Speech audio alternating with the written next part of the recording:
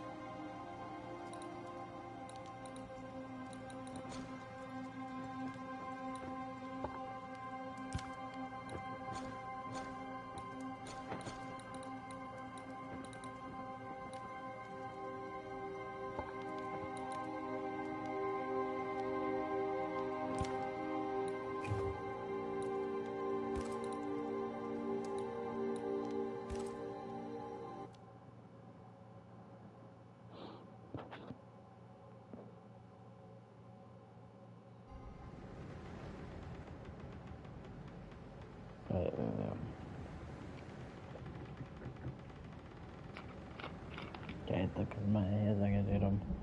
Okay, yeah, you were doing my since I can do them. Please give me doing them. Madam, sir, the ship lies at anchor off New Eden. A tender stands at your disposal.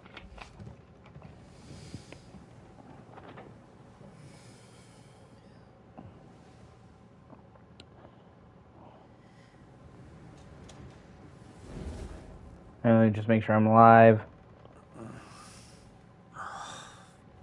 Yes, I am.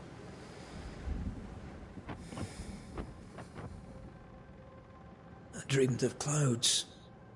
Great long fluffy bastards. Low over the sea.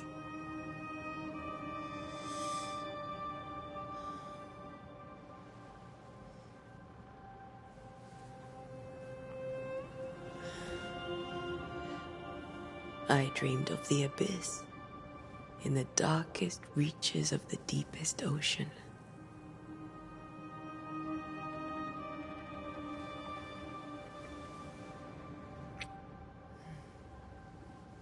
A good day to you, my love. And a good day to you, too. Are we in New England?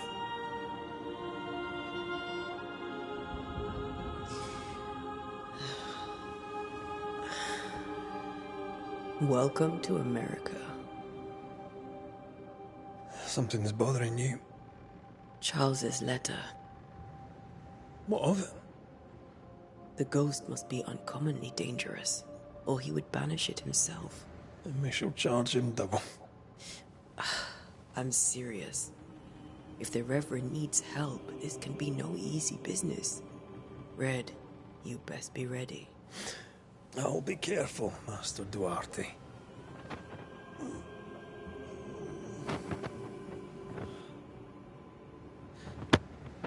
Your apprentice stands ready to serve. Come on, Atea, we need to go. I need to be. Rory McWraith, gallant to the last. Life to the living. Death to the dead.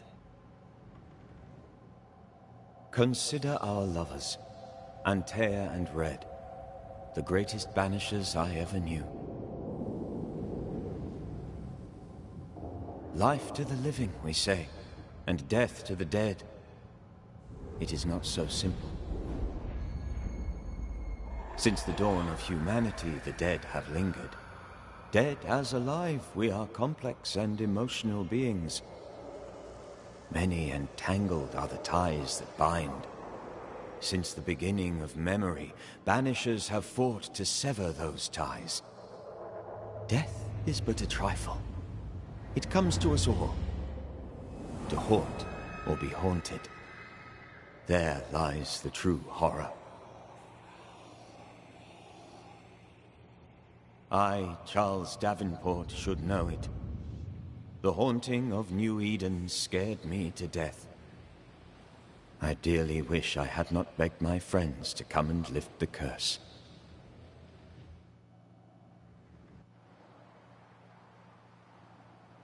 New Eden, June 7th, 1695. If this is June, I'd hate to see January. Ha!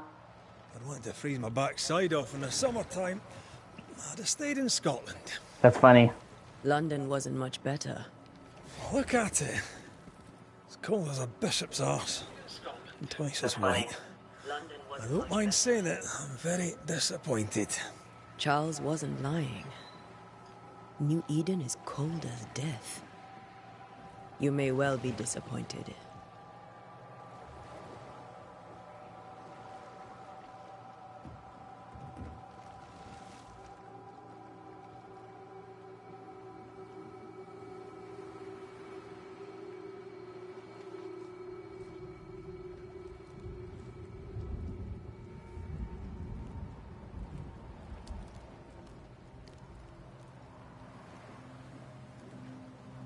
You'd better be at the tavern.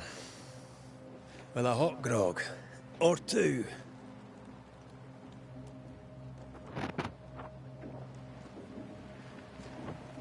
think I weary of long, boring sea voyages to grim faraway lands. I can't remember the last time we did something else than work. After this, we should set sail somewhere warm and safe. The dead don't linger. No such place. But it's not a Hey, how's it going, man? And this does look really good.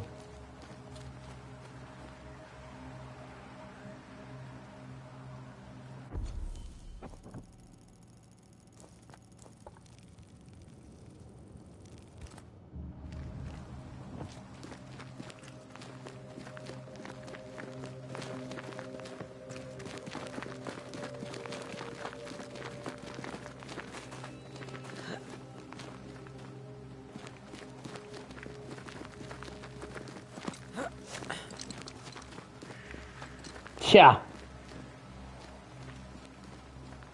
No, this is Don't Nod's new game. One I've been eager to try out for a while. I love Don't Nod. Their story, but their gameplay has almost always been ass. And,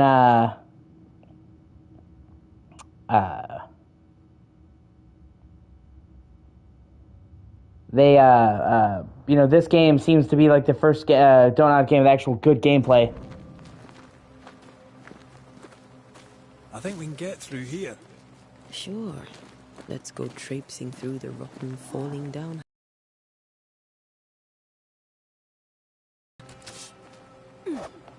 Yeah.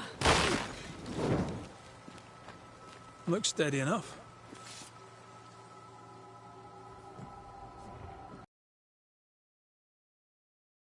The idea.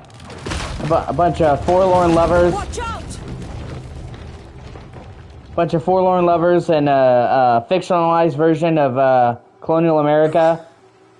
Is it just me, or are we not welcome here? Keep going. I'll find a way to meet up with you. Over-eager apprentices.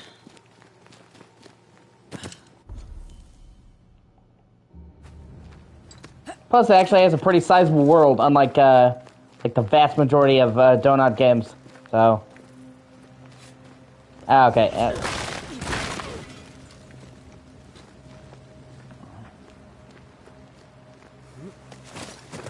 So they take the Donut storytelling and combine it with actual good gameplay. It could actually be something really special.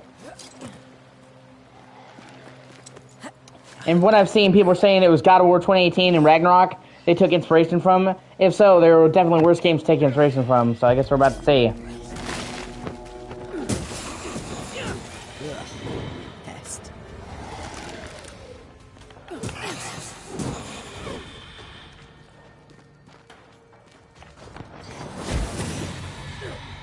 And that's about all I can play at 30.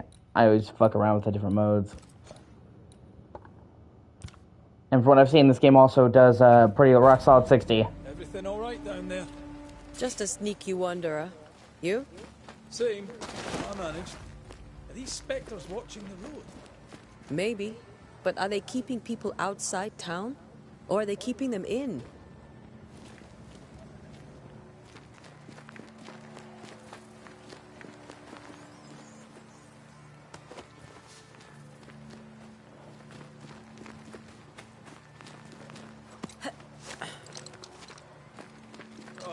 more wanderers. Behind you!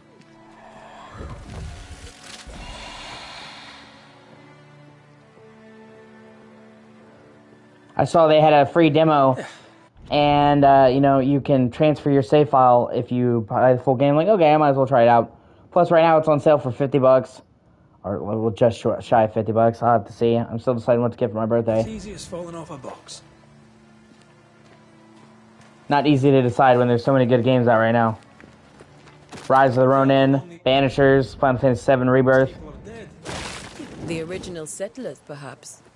Whoever, this doesn't bode well.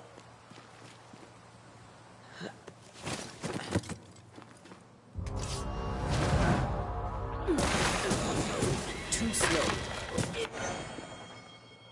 Attacking with your weapons fills with bandage gauge. Okay. Time to leave for good.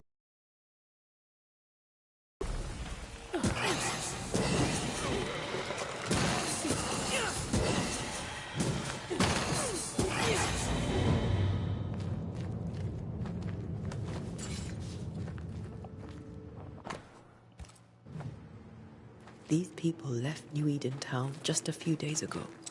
What exactly is going on here?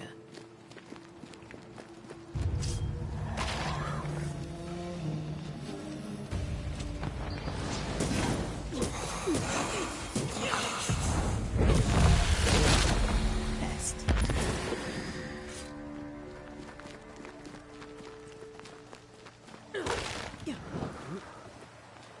That augurs badly for the case. Situation's worse than you thought. Let's wait to hear what Charles has to say.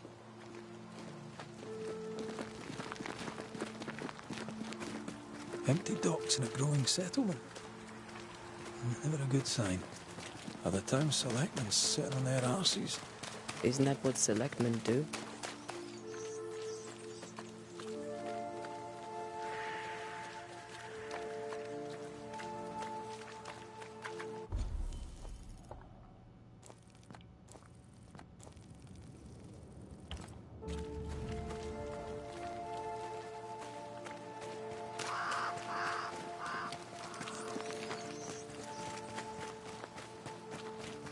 New Eden Town. A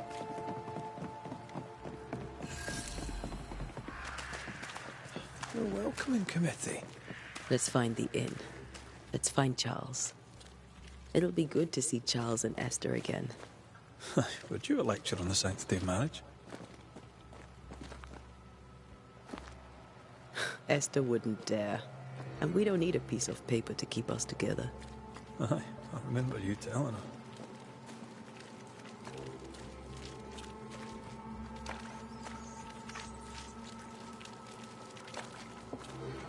Good day, sir. You'll be Haskell's Banishers, I take it. Antea Duarte. This is Red McWraith. Hugh Bachelor. The governor had me prepare the schoolhouse for your comfort. It has fallen out of use. Will that be all? We're expected at the tavern. Where might we find it? The King's Arm. You can't miss it, for the lamps are lit. The school is now a bunkhouse, and the meeting house cold and dark. But the tavern shines yet. Well then, let us be thankful for small mercies. Where are the children? Several died of fever. We could see disaster coming. We thought we'd have to bury them all. We sent the children to safety. We sent them away. That can't have been easy. It can't be easy now. No. No, it is not. Farewell, Mr. Bachelor. And you may wish us luck. Good luck, then, to the both of you.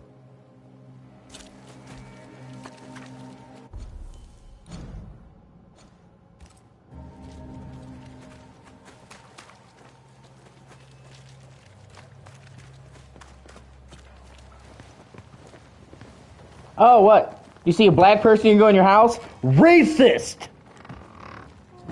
But this is $16.95, so yeah. You'll be the Banishers then? Come too late. I'm sorry, but if poor Minister Davenport mentioned your names, I have forgotten them. Antea Duarte. This Antea Duarte. is Red McGrath. Red Of McGrath. course. I'm Lisbeth O'Hara. The Minister said you'd have questions. Well? Could you point us to the tavern? We're expected. The King's Arms.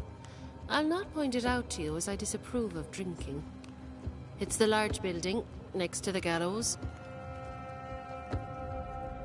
What are you doing out here? Most people seem to stay indoors. Since you ask, I came to town to buy a remedy for Mistress Fitcher. My sister has a sore leg. The salve eases her discomfort. We have a small farm, some miles from here. And yes, the curse sits there too. The curse. You may have your time back, with my thanks. Well, thank the Lord for that.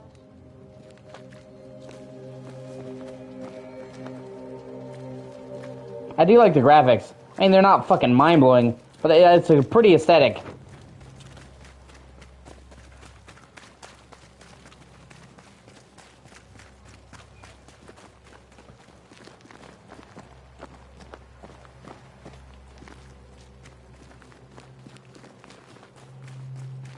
There's the inn.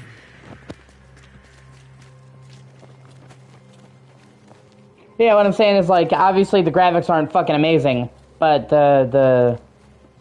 Oh, no, it does not, no.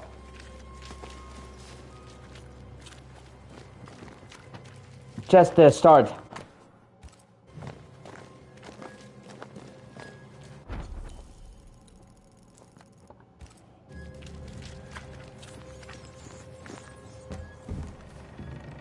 From what I've seen, the vast majority of the game takes place during the daytime.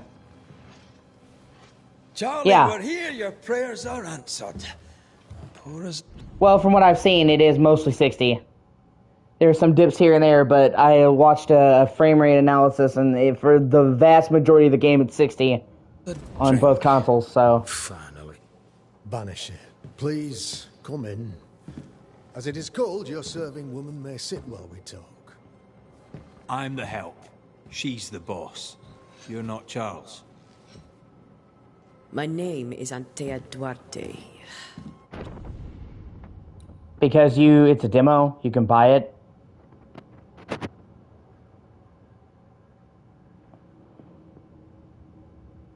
This is the demo. It just came out. And once you beat it, all of your saves transfer over to the main version. I wanted to try this game out, so, you know, they recently released a demo. McGrath. Good day to you, sirs, madam. Now, where's Charles? Minister Davenport said help was on its way. I assumed... Keep digging, Fairfax. Good day. Pennington, captain of the train band. This here is Thick-Skinned Newsmith. We're the selectmen. What's left of us? Why is Charles not here? We're sorry for your loss. We'll do what we can for his widow. The Reverend is dead. When? How? A terrible tragedy. Though our faith sustains us, we are still very much in shock. Our shock at Reverend Davenport's killing is so great that we must sit here in comfort, losing precious time. As governor of the colony of New Eden, it is my responsibility... Look at us, sat here waiting to meet the same fate. We could all be miles away by now. You lot do what you want. I intend living. The esteemed select woman can be brusque. This game's also supposed to be really long. Rest assured that her aptitude's far out. From what I was saying, this game is like 20 hours to finish the story. And they're saying if you want to do everything, get the platinum, all the side quests, all the collectibles, that's over 60 hours. So it's definitely by far the biggest game Donut has ever made. Still stands, Fairfax. Sitting here, doing nothing. We're as lambs to the slaughter. The Banishers are here. Surely with their... Yeah. This is a full RPG, man. This is not a linear Don't Not adventure. This is a full RPG with side quests, exploration, hidden dungeons, hidden bosses. This is like I'm saying. This is not like other games that Don't Not has made. Expertise we may yet prevail. Then I shall leave you and your expertise in ghosts and devils to find out. My expertise in blood and battle is of little use. Mistress Duarte, if I can be of service, yous may visit me at home. Yous may visit me. On the other side of the street, as it were. Well, Governor, shall you leave or shall you stay? For myself, I'll stay. Our company has suffered terribly. But we are worth saving. And now that you are here, save it we shall. Please, accept my sincerest condolences for the loss of your friend. We feel the loss of our minister so very keenly. Charles Davenport was a man of great knowledge and devotion. The pride, indeed, of New Eden. It discommodes me greatly to remember how we found his body. That's one of the reasons why I was excited to play this game.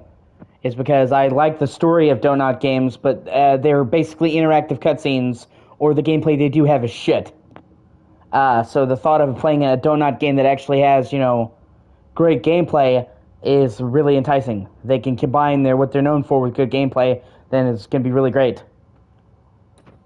In the cemetery. Indeed, it distresses me yet further to tell you that we do not know what so tragically cost him his life.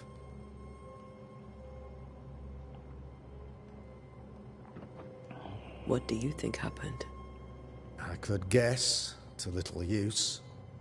It is evident, however, that Charles's unexpected death is linked to his investigation of the curse. The curse. In the minister's absence, I try, in all humility, to protect us all, body and soul, from our ongoing peril.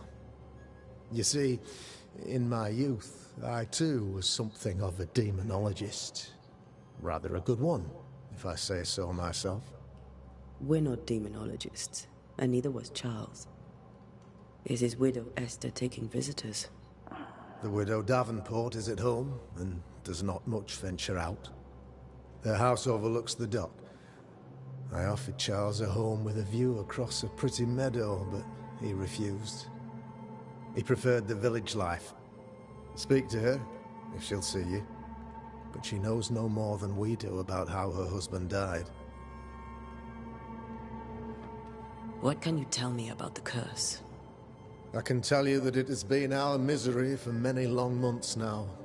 And I can tell you that it worsens by the increment. First, there was pestilence and disease. Getting biblical in this bitch. Then came madness. In the end came death. And death remains. But in all honesty, I think the weather... Yeah, it's freezing in July. This never-ending winter hangs heavy on us all. Worse yet, it traps us here. What do you think caused the curse? In my humble opinion, I'll point to the obvious. The Abyss disgorges its spawn upon New Eden, bent on making God's poor creatures suffer. As to the nature of the demon, that's what we're paying you to find out. Our late friend Charles faced a Herculean task and acquitted himself with honor. You will have to do far better than that, I'm afraid. Our contract stands. If you'll have it, yes. Our contract stands for Charles. All right. For Charles.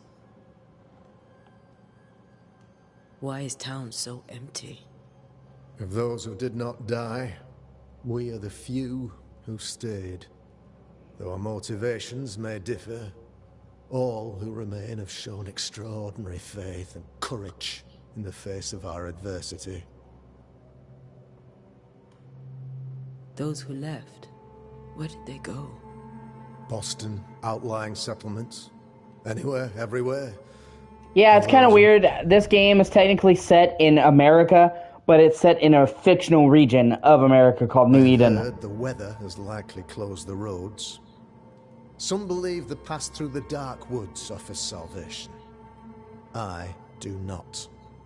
I believe we must stand our ground. 1600s, technically. 1695. Will they return? So at this point, I fervently hope. At this point, America's not even America yet. Like, it's the colony of America, you know what I mean? It's not even independence. So, they have homes here. But we sent the children away some time ago, and many could not live with their absence. If we do not resolve this situation quickly, the community of New Eden shall be broken. That's why everybody Perhaps sounds so forever. fucking British. Because America is still technically a British colony at this point in the story. You're a demonologist, you say? I am that, like my father was before me.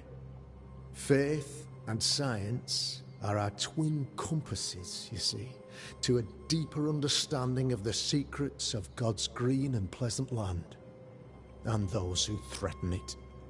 And what have your compasses told you about the curse? I've always had this problem with people saying like,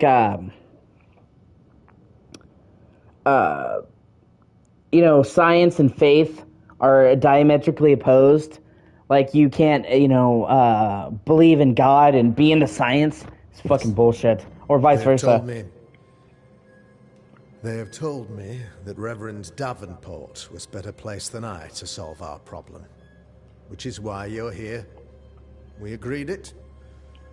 I shall stand for the company, I said, as the moral authority, the anchor, and the rock, as Charles and his Banishers lift the curse.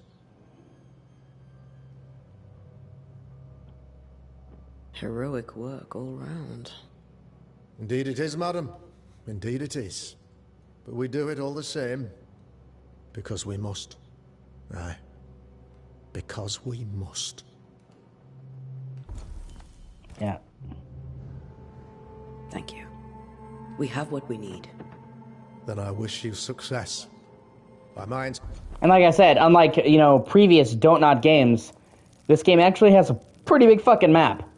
And once again, it's more like God of War, where it's the areas that are not super open, but not linear either. Instruction, a room is prepared for you in the old schoolhouse. I'll be here if you need me.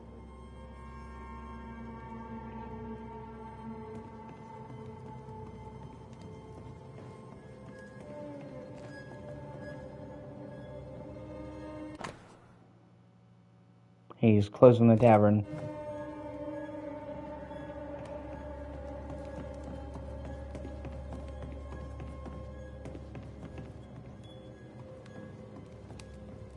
Actually, hold on a second. Let me see if I can fuck with some... I like it when games have demos that are actually good, like meaty chunks of the game. And they actually let you transfer your progress over. And I think we would kind of get back to where we have demos again, which I think is great.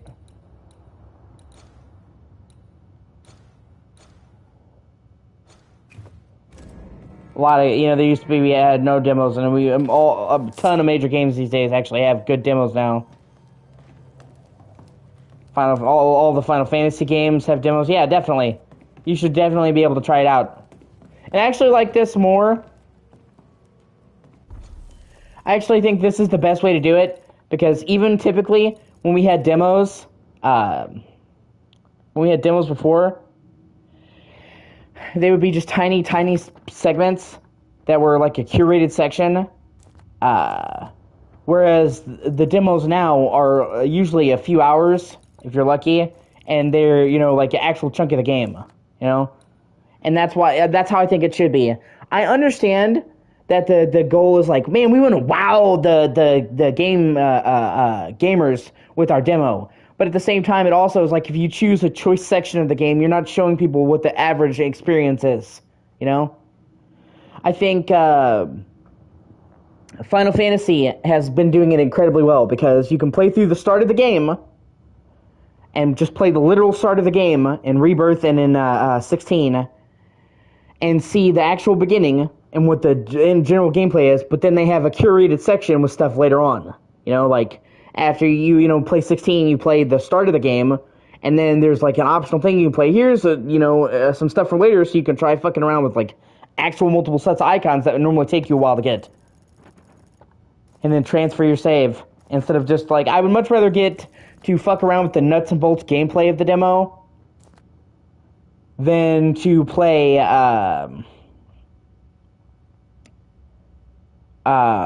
highlight that's not indicative of the game overall. You know what I mean? Because then you go into the game thinking it's one thing and it's not.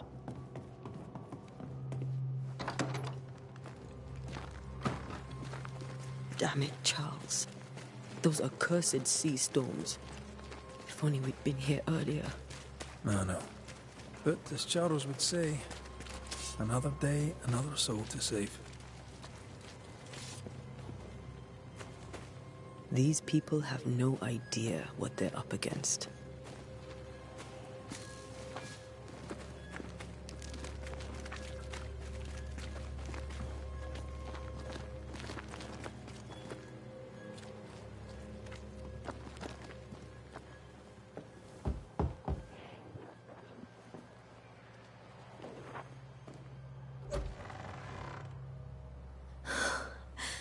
Antea. Red.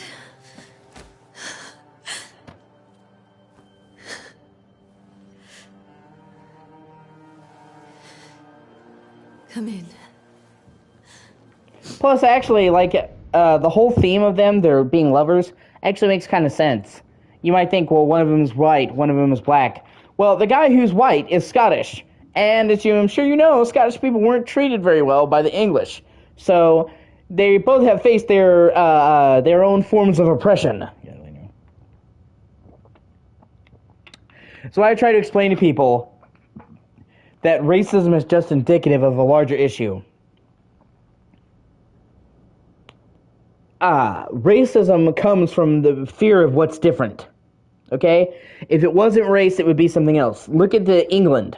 Look at the UK, okay? It was an island full of white people, exclusively white people, and they found a way to say, these white people are worse than these white people. Well, you're Irish, you're Scottish, so you're shit, even though they're both white. So even if there's no race to divide people, people will inevitably find a way to divide themselves because they fear what is different.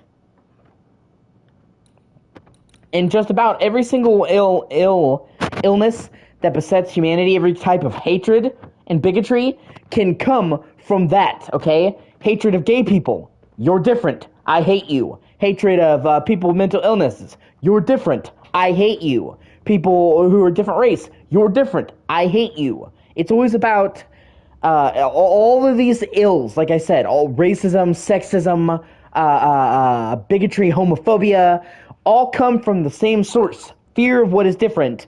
And the desire to lift oneself up by putting somebody else down. They could be like, well, I'm going to earn my way through life through merit. But instead it's like, well, I'm not special, so instead I'll say that I'm better than you because I'm white and you're black. Or I'm English and you're Irish. There are always people who don't want to lift themselves up. They want to push other people down. And that's how they find a way to do it, to splinter it. All of these things come from that one splinter.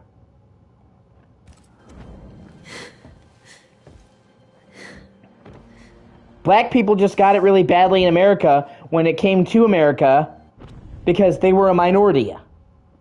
They were an easy target. Hey, there's this group of people, they're a small group of people, and they don't look like us. Makes them an easy target to pick on. If it had been another race, it still would have been fucking slavery, it still would have went the same way. I've barely slept for fear you would not come. All these things stem from that issue. Would God even allow me to drag you into these dark times? Esther, you're not alone now. We're here. And even so sorry. On top of that, it all comes down to something to splinter us. Okay? All these things that humanity fights over, a lot of them are put there by the ruling elite to separate us, okay? If we were to all band together and say we're fucking tired of this, we could topple society. We could topple the fucking rich. I don't care if you were the richest man on earth, Jeff Bezos, Bill Gates, Putin. Obviously, he's not rich technically on paper, but they estimate he's the world's richest man, in private assets.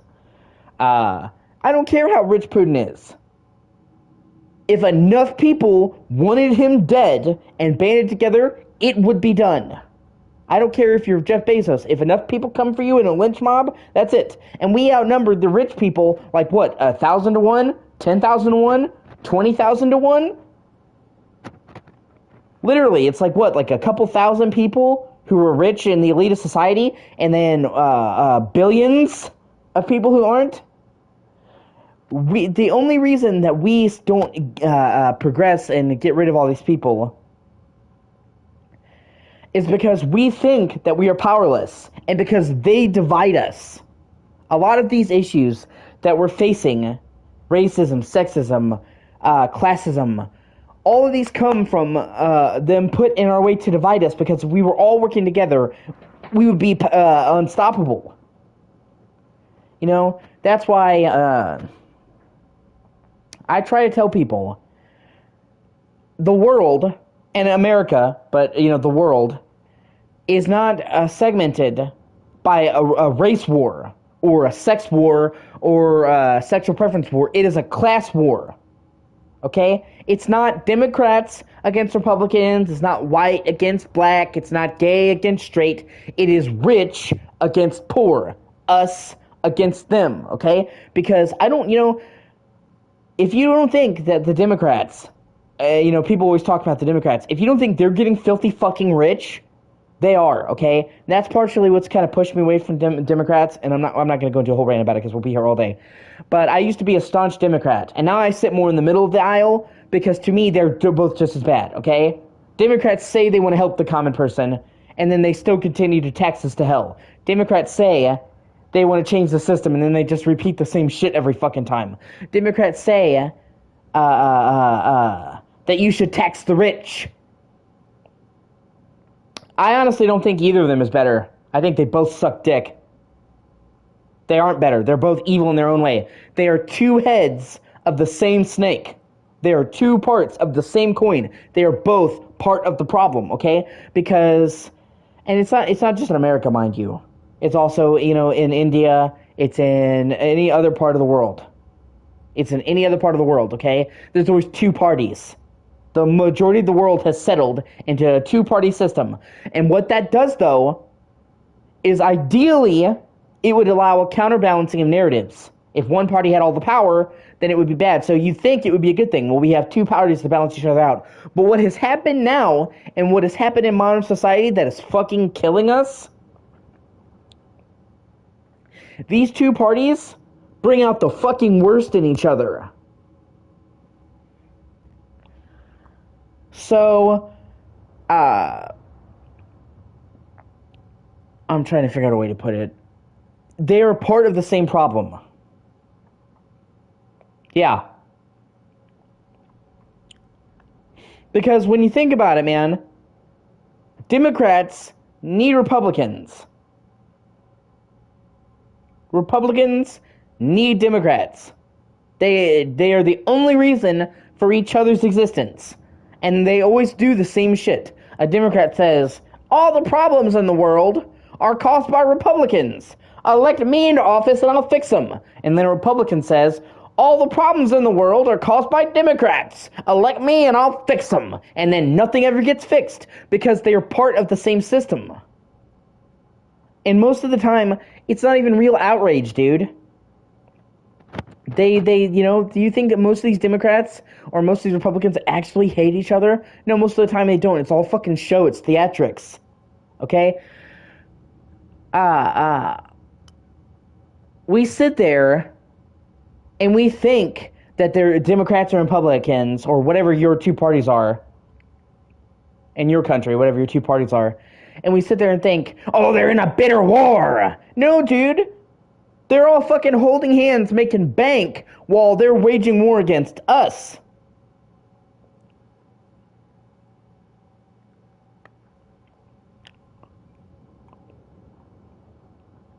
And that's what I'm saying. And that's what pushed me away from Democrats and into the center, into a centrist.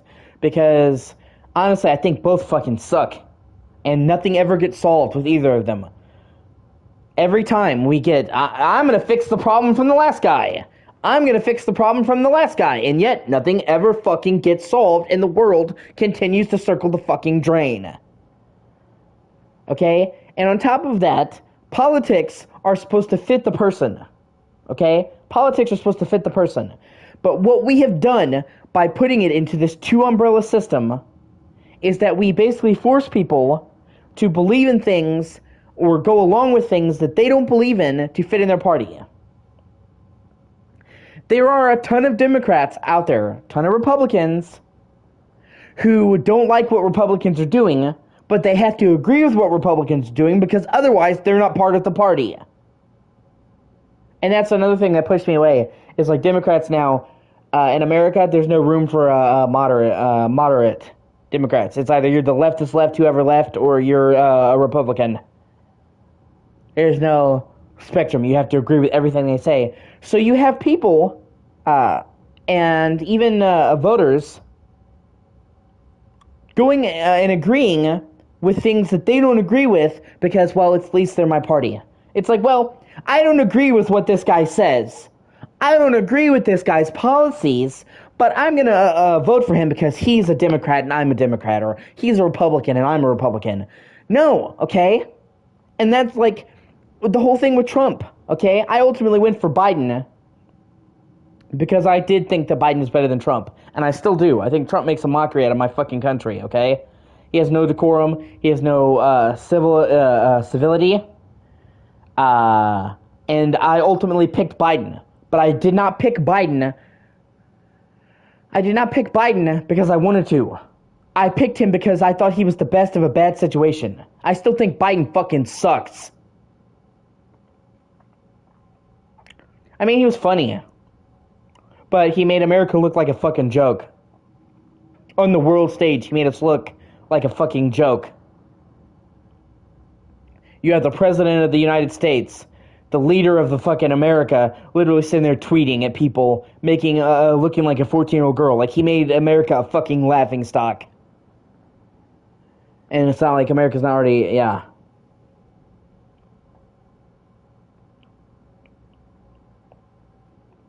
Yeah, exactly. It's not a fun party. And that's how he treated it. Trump treated it like it was a party. And made us all look bad. People laughed at us. Because he's so fucking dumb, okay? So I picked Biden, but I still hated the fact that I picked Biden because I don't even like fucking Biden. I think Biden sucks. The only reason I picked Biden is because I thought he was the lesser of two evils. And you know how fucking tired I am of doing that?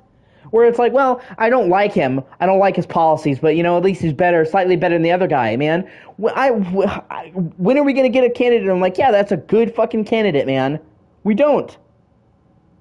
And nothing ever changes. Democrats, Republicans, they both fucking suck.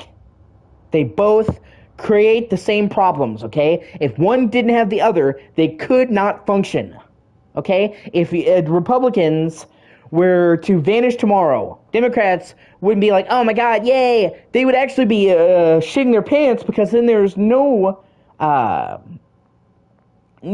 to continue their existence. Yeah, we need some young blood. You know? And any time you get people that do want to change things, like Bernie Sanders, he wanted to do things differently. You may not agree with Bernie Sanders, but I think he's generally a stand-up guy. His own party fed him to the wolves. Well, you didn't say what we thought Democrats should say, so his own party fucking turned on him. Or Mitt Romney. Mitt Romney was the only Republican who had the balls to say that Trump sucked. Everybody else, even if they hated Trump, even some of them were caught saying they hated Trump privately, none of them would publicly say they hated Trump because, well, he's a Republican and I can't go against, you know, a Republican. Mitt Romney was the only fucking Republican who had the balls to say, I fucking hate Trump. And they basically excommunicated him from Republicans from that. It basically killed his career just to say, I don't agree with this person. Okay? So you have people who are compromising their values, their morals, their integrity, just to fit in with the party, and that's fucking bullshit. I shouldn't have to vote for somebody that I don't believe in just because they tick the right name on the fucking box, man. I don't care if you're Republican, Democrat, whatever the fucking name is, as long as you get the job done, man. And neither of them are.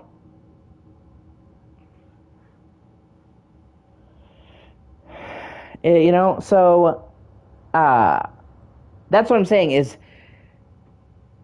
these people think that Democrats and Republicans are coming at each other and that it's this fierce war, but they're not fighting. They're not fighting each other. They are fighting us. They are fucking fighting us, okay? Nancy Pelosi, okay? She says, the rich should be taxed. And then she never pays her taxes. Okay? Don't get me wrong. Don't get me wrong. I think the rich should be taxed. You're goddamn right. If they're going to tax the working man, they should tax the fucking rich. Dude, you're going to fucking tax somebody a huge portion of their income and they barely get by and you're not going to tax the guy that has billions of fucking dollars? That makes no fucking sense. Okay? But you can't sit there and say, well, tax the rich and then not pay taxes yourself, Nancy. Okay? So she's saying tax the rich. She's saying hold the rich accountable, and then she is doing the same fucking shit. So her saying whatever means absolutely nothing because she's doing it. It's just all sophistry. And that's what I'm saying. Democrats have gotten this perception where it's like, well, we're trying to help the working man. No, they're not. No, they are not. They are in it for them fucking selves, the same way the Republicans are, okay? When I grew up, and like I said, I'm not trying to go on a whole fucking rant about this. When I grew up, I was a staunch Democrat. For the first giant part of my life, I was a staunch Democrat, okay? Because I thought, well, they're for the working man. They're helping the working man. You know, Republicans are out for the rich. But then, as I looked into it, the fucking Democrats are just as rich. It's not like the Democrats are sitting here, well, these people should pay their fair share, and then they're living in poverty. These Democrats are just as fucking rich as the Republicans. They pay just as little taxes as the Republicans, okay? It's all just talk. They're doing the same shit. They're attacking other people for her. Yeah, that's what I'm saying. I used to think Democrats were better, man. And that's not to say there haven't been examples, okay? There have been examples of Democratic Party members that are great. Bernie Sanders, you may not like him, but he literally put his money where his mouth is. Back in the 60s, he was getting arrested in the Selma March with MLK, okay? Bernie Sanders actually put his money where his mouth was. He went to black protests, women's suffrage protests, and went to jail for supporting black people back before it was fucking cool. That's what I'm saying. Even if you don't like Bernie Sanders' policies, he actually had the gall, the testicular fortitude to put his money where his mouth was and actually protest and go to jail. Whereas, do you think any of the Democrats now would actually go to jail to protest? No. As soon as they saw a police coming, they fucking bounce. So, you know, at least Bernie, and you know, like Clinton. I fucking love Clinton. I don't care about him getting his dick sucked in office. Clinton was a great president. He was the first person to allow gay people to serve in the military. He had our economy in the plus. The only time in my entire lifetime America's economy has been in the green, or the black you could say, is in Clinton. America was in debt before Clinton. America has been in debt after Clinton, okay? He single-handedly got our country out of debt. Ended the whole Iraq fucking war, which Bush then immediately got us back into. But basically, George Bush Sr. got us into Iraq. Clinton got us out of Iraq. George Bush Jr. got us back into fucking Iraq for like the next 20 years. Okay? So he ended the war. He wrote the checkbook. He balanced it. Clinton is one, you know, it's not just me. Clinton is widely considered to be one of the best U.S. presidents. And he's a Democrat. Okay? So I don't care if he was getting his dick sucked in the Oval Office. Okay, he didn't rape her. He didn't promise her, well, you suck my dick, you can keep your job. She said she consensually sucked his dick. If he is doing his job and taking care of the country, I literally do not care if he's literally getting blown the entire fucking time. Let him get his dick sucked at the podium, okay? The country was doing good. That's all that matters. And if you don't think that presidents throughout history were getting fucking BJs in the Oval Office, they were fucking like crazy, then you were wrong. Clinton just got caught.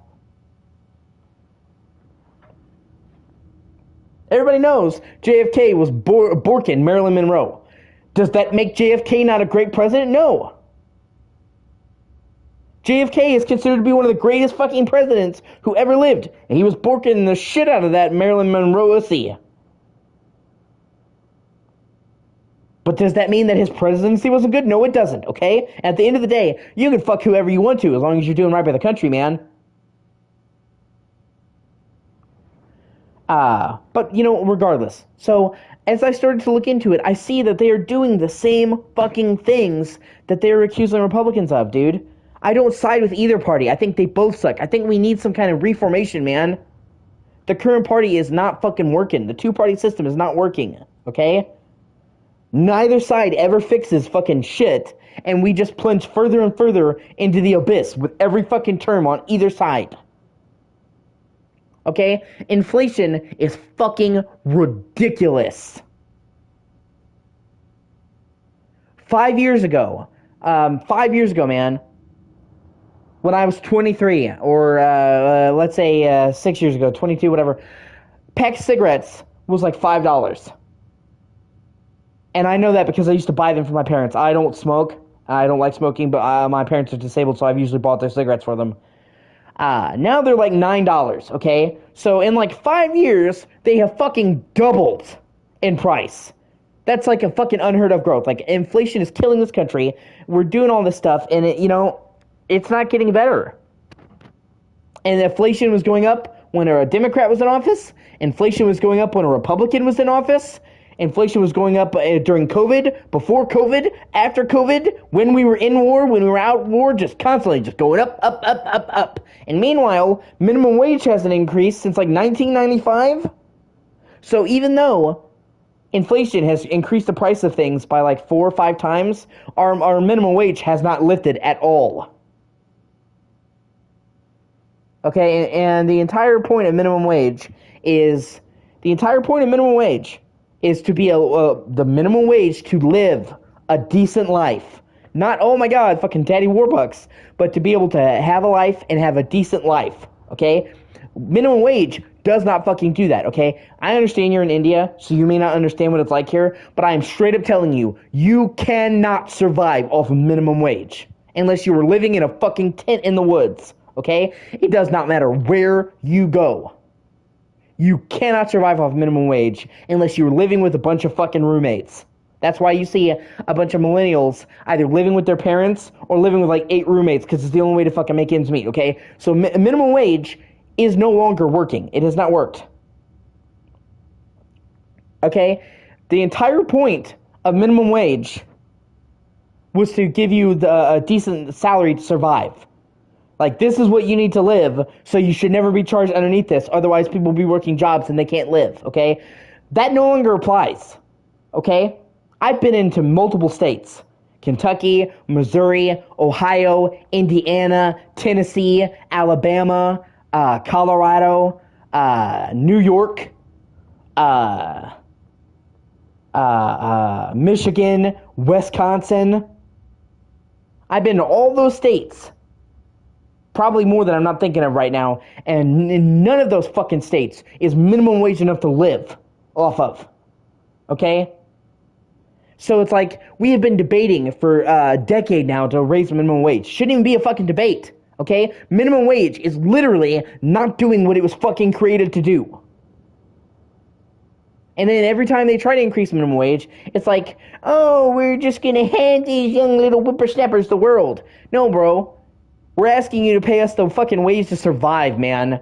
Okay? We're not asking for a fucking handout. That's what minimum wage is supposed to be, bro. And that's also why boomers get on my nerves. And I'm not going to go into a whole fucking rant about that either.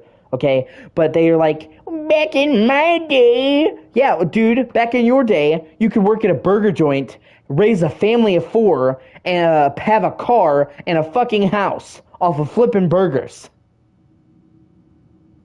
Okay? Don't tell me, well, back in your day you were able to do this, because your work that you did then would not get you that far now. You legitimately could work a job flipping burgers and make enough to own a house, or mortgage a house, have a car, take care of your kids, okay? Now, you get a job flipping burgers, $7 an hour, you aren't even going to be able to fucking take care of yourself, let alone have a place to live, have a family, have kids. And that's another reason, like, the populations across the world have declined, even in America, but everywhere. The population for the world's going way down, because people can't afford to have fucking kids. We're barely surviving as it is. So yeah, the population's going to go down. Having kids is like a luxury now. And the politicians are like, what do we do to get the birth rates up? Well, allowing people to be able to afford to have kids without welfare would be great. That would be a super solid start, Just throwing that out there. Crazy idea. So it's just, it's all the same fucking problems. They never solve anything, and I have come to despise the system. Okay? Democrats, Republicans, they all suck, and ultimately they are an invisible. How do I put it? They are a non-existent boundary. Okay? And I want to be very clear about that. It is not Democrat versus Republican, gay versus straight, white versus black. It is and has always been rich versus poor, haves versus have-nots, okay? The color in this country, and the most of the world, mind you, is not red versus blue, it's green. It's all about the fucking money. We're sitting here trying to survive. I'm sure you're barely trying to survive. We're barely trying to get by. We're barely making ends fucking meet, okay? Meanwhile, our government, and not just America, by the way, your government, other governments, are spending money on the dumbest fucking things. Yeah, we can't increase the minimum wage because that would be too expensive. But you know what we can do? We can throw another couple $1 trillion at fucking Ukraine. In a war that we're not involved in. We can throw another couple $1 trillion at whatever stupid fucking thing they want to do next. Building a fucking wall. Yes, because the wall stopped immigrants before. And the wall was dumb as shit, okay? Even if you are for anti-immigration or whatever, okay? 90% of immigrants come by boat. By fucking boat. So a wall was never going to do shit. Ever. The overwhelming amount of immigrants in America come by boat. They climb out of the sea in rafts. They're not climbing over walls, bro. They're fucking swimming around them. So, like, what? We spent billions of dollars on a wall that would never work? That could never work? Yeah,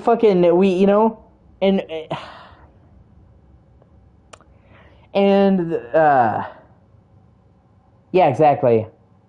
See, that's fucking insane. And on top of which, man, we sit and we say, that sucks, man. Yeah, I've seen prices skyrocket. You are not alone in that. Yeah, I've seen it. God, the prices go way the fuck up on everything. Okay, so let's take just a logical look at things. Okay, and I'm sorry, I'm not trying to rant, but like I get my head in a train of thought and I have to finish the train of thought. Okay, so let's take a logical look at things. If you need money, say you're a big man government, and you need money for whatever reason, and are you going to go to the people who have money or the people who don't? Now, if you're thinking about it logically, you would of course say if the country needs money, we should go to the people who have money. And yet, every fucking time, this country suffers, or your country suffers, they don't ever squeeze the people with the money. They squeeze the people without the fucking money. And why? Why would they do that when that doesn't make sense? Because the rich are the protected class. They're looking out for the rich. They're the rich. They know that if they took money from the rich, well, it could be them next. So they're not going to do that. So instead, they take us, the common man, working our ass off to make ends meet. Okay? And then they fucking squeeze even more out of us. Like a thing of fucking toothpaste. Meanwhile, they're told that, well, we can't tax billionaires. Okay? Exactly, okay? And even in America, it's fucking bullshit, dude, okay? In America, they take out a portion of your money for taxes, okay? Then they tax that same money when you buy things, and then they tax that same money when you sell things. So they are taking your money, and they are taxing the same money 3 fucking times. When it enters your hand, when it leaves your hand, when it is paid to you. Okay? They should only ever tax your money fucking once. Instead, they're literally triple dipping in your fucking wallet, rather than going to the people who have all the money. Because they are protecting the rich. If they started to take money from the rich, then the money from the rich could be taken from them. You know, people wonder why all these big corporations, are allowed to do whatever they want to. The answer is really simple. They're paying these politicians, okay? They're giving money to the politicians, okay? Because instead of giving a ton of money to taxes, well, I'll just pay a couple $1 million to the politicians. And that's what they do. They get rich off of them, okay? And it not only does that fuck the little man, but it creates a system where these corporations have a higher standing than our government, okay? There are many instances in America where our country is subservient to corporations, which is just unfucking believable. And I'm not trying to say that corporations didn't have any power. Obviously, if you give a shit ton of the country jobs and stuff, you're a part of the economy. You definitely should have some say in what happens. That's just fair. But what I'm saying is we have a ton of situations where the American government, the President of the United States, will defer to a corporation. That should not be fucking happening, okay? If there is any power in a country that is absolute, it should be the fucking government, okay? The President of the United States, power should supersede fucking Elon Musk's, okay? They should not, the president, the governors, the mayors, they should not be fucking answering to corporations. The corporations should be answering to them. It's like, motherfucker, you're in my country taxing or working my people. You're goddamn right you're going to answer to me. But instead, due to these sycophants, these fucking politicians, after all the money that these corporations give them, they have surrendered the power that they have to corporations. So we have situations where corporations have more of a pull in our government than the government does, and that should never be a fucking thing.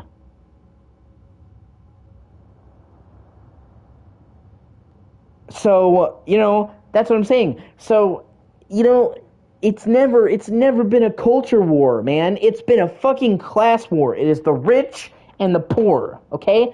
All these other things, all these other divisions, color, sex, sexual preference, religious beliefs. Yeah, exactly.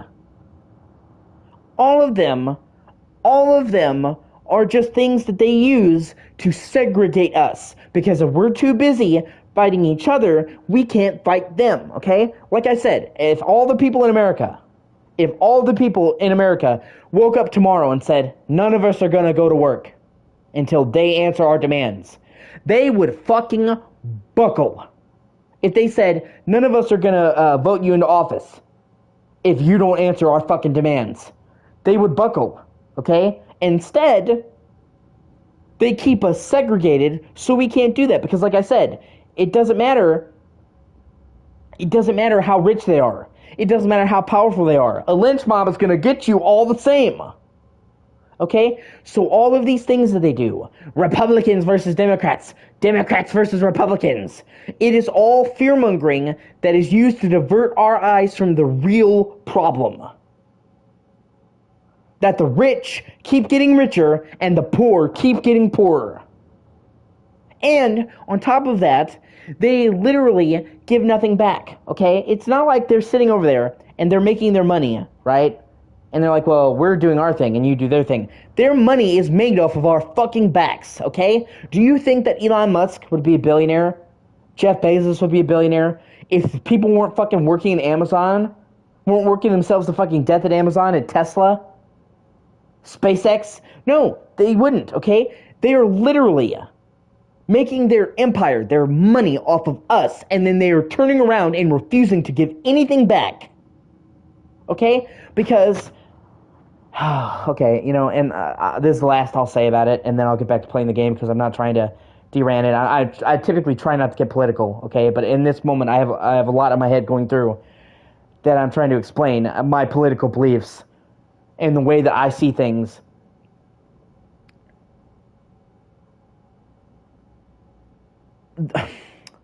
I'm trying to figure out a way to put it.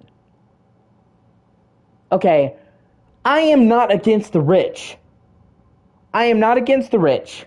I am not against having a lot of money, okay? You know, you come up, you work hard, you deserve money. You deserve to live well. You make a business that's popular, you deserve to have more money, okay? Not everybody should be living off the same income. Some people contribute more to society, okay? Obviously, if you provide a service to a bunch of people, then you're going to be paid more than the person who's not. That's just simple math. I'm not against the rich. I'm not against having a lot of money. The problem is when somebody wants all of the money. The problem is when somebody is so greedy that they would drain the life out of the country, okay? Because, literally, okay, you can be rich. You can have enough to live like a king and still not drain the land around you of wealth, okay? That doesn't come from having a lot of money. That comes from having all of the money, okay?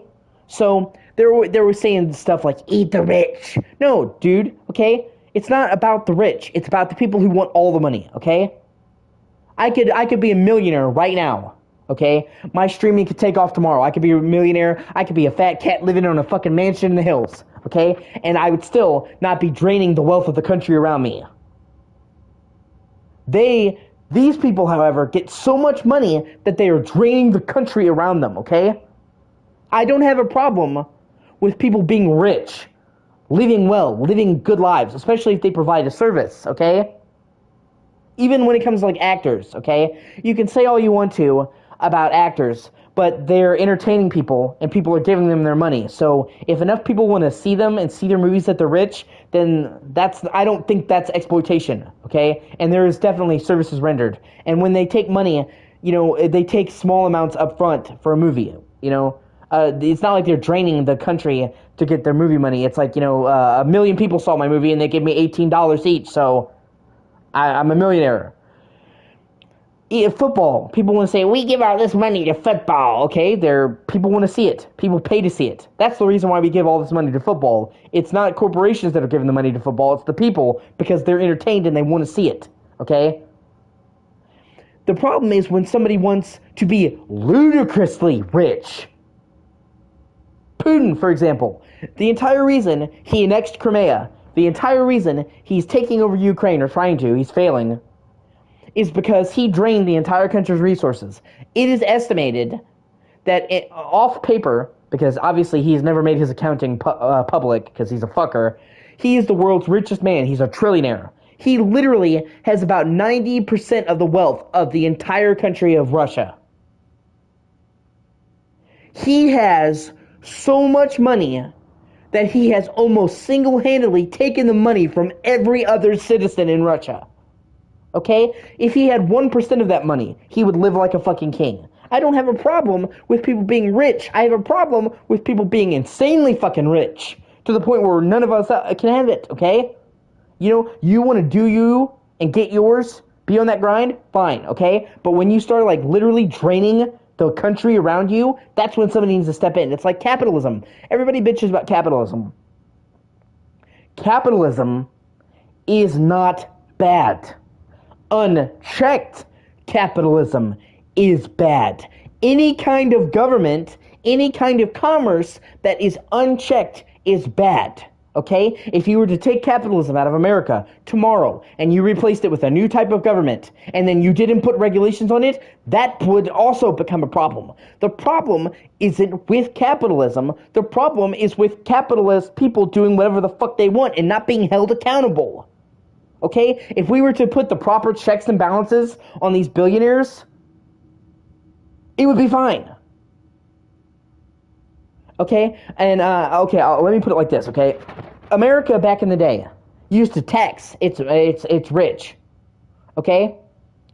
And me and my father were talking about this the other day. My father is a very smart dude. Back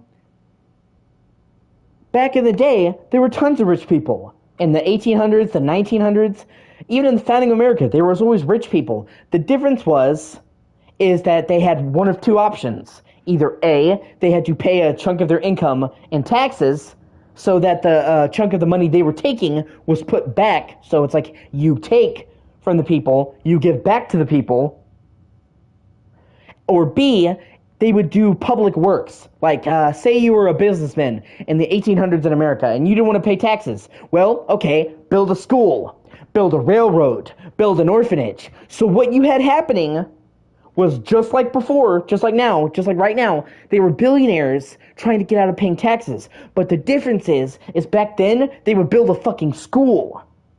They would build a railway, an orphanage, a hospital, any number of public works, public services, transit lines, cars, automobiles, factories. So America grew because the more that these billionaires took money, they would then invest it back in this country. And nobody attacked those billionaires because it was fair. People would work their jobs, they would pay them the money, okay, they would make enough to make a handsome profit, and then they would invest a chunk of that back into the country so that the country prospered. The billionaires prospered, and then the country prospered. They would get money, and then the country would get money, okay? So it's like, yeah, they're taking money from the working man, then they're putting it into a school, they're putting it into a doctor's office, they're putting it into a hospital, into a police academy, into the country. They would take, and then they would give back.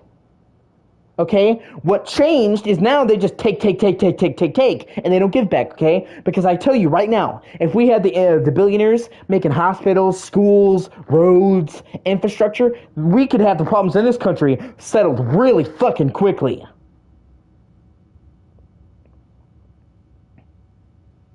And instead, they don't want to pay anything. They make fucking billions, sometimes trillions of dollars, and they don't want to give the slightest fucking bit of it back. That's what's killing us, okay? It's not the desire to have a lot of money. It's the desire to have all of the money. Money that they don't need, okay? Jeff Bezos couldn't spend his money if he fucking tried. Okay? Like, he has so much money, he could go on a fucking spree for the rest of his life and still not have ran dry. He could buy an entire country and just party. So it's not like, it just makes me so upset because there's such a better way to fucking do things, man. Like I said, and these people are so misguided. They can't see. They cannot see that they are doing what these fucking people want them to do. Instead of focusing on the real problem, the people up high who are draining us all dry, they focus on sex, racism, this, that, and always fight that. Okay? And they don't ever see the bigger picture, man. Okay? It's not Democrats against Republicans. It's fucking government against us. They are not against each other. They are against us. They are all laughing themselves to the fucking bank while we can't get our checks cashed. They buy us fucking super yachts while we can't afford to live in a studio apartment. They They are the fucking bad guys. And we never see that. We never see that. We always think, well, Democrats are better. Republicans are better. They all fucking suck. They are all the elite. They are all refusing to pay taxes. Okay? Because when you think about it, okay, they're both just as bad. But they just go about it in different ways, okay? Democrats say that they're for the working man, okay? But then they fuck you in the ass when you're not looking, okay? And then a Republican just whips out their dick and smacks you in the face. Okay? Now, one may be more pleasant, okay? But you're getting fucked in both outcomes. That's what I'm saying, okay? And that's what pushed me away from Democrats. That's what pushed me into being a centrist, because they talk a lot, but they don't really do very much. And at the end of the day, they're fucking us all the same, okay? Yeah, sorry. Like, I just, and people... Yeah, exactly. Right? They know. They know. That is the craziest thing, okay? The IRS, and whatever your local tax bureau is called, okay? They know exactly how much money you've made. They know exactly how much money you owe. But they won't tell you how much money you owe. Okay? And then still demand proof of income. They know how much money you make. Okay? But they won't tell you. Because it should be simple. Hey, we need you to do taxes. You owe this much. Because we know how much you owe. Okay, fine. Pay that. No, because they don't. It's like, how much do I owe? Well, you just owe. How much do I owe, though? Oh, I don't know. What do you mean you don't know? What do you mean you don't know? We both know that you fucking know. Okay? And if they didn't know, they wouldn't be able to get anybody for tax evasion. But you see, fucking Capone, Wesley Snipes, even rich people who think they can get away with tax evasion, as soon as they stop paying taxes, they on their ass like that. They fucking knew. So if they didn't know, they wouldn't know, oh, hey, this guy's not paying his due. How do you know he's not paying his due? Because you know what he owes. Just simple fucking math, guys, okay? You wouldn't know that he owes if you didn't know how much he earns. You wouldn't know that we need to pay you more if you didn't know how much we fucking earn. So don't, say you don't know how much we owe you. You do know. And because if we didn't pay you what we owe, we would go to jail. And if you truly didn't know how much we owe you, then we'd just be able to pay you whatever and get away with it. Exactly. This is your taxes, pay us this. And instead, it's all this fuckero, all these hoops, all this shit, all of these fucking issues, man, for the dumbest fucking shit. And they can have their pockets and every bit of fucking money that we earn. But the second we say to tax the rich, well, I don't know, guys. Oh, maybe we shouldn't. Well, you can tax me, fucker. And that's what I'm saying. If we as a country, if your country, our country, just said, we're not going to take this shit, it would be done. But we don't. The problem, and the sad thing about it is not that we don't have power. The true tragedy of our society is that we do have the power, and we relinquish it.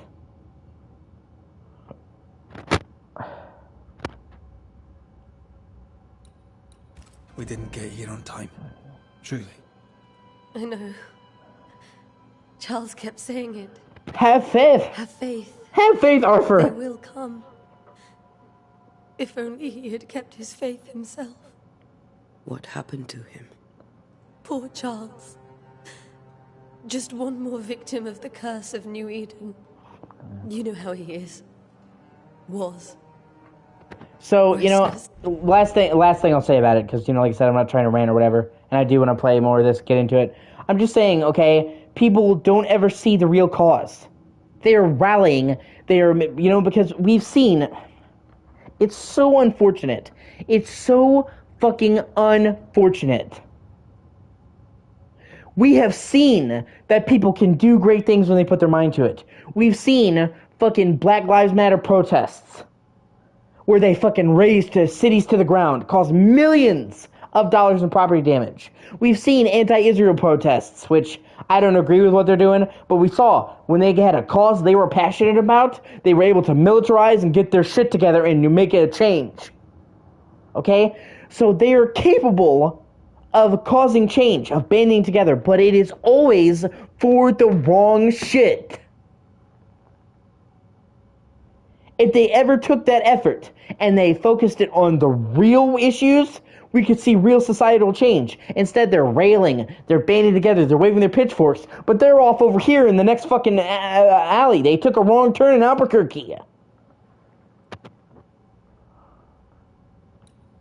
So, we've seen that people can militarize, people can send a message, but it's always the wrong fucking message for the wrong reasons. And if they just realized that we could see real change.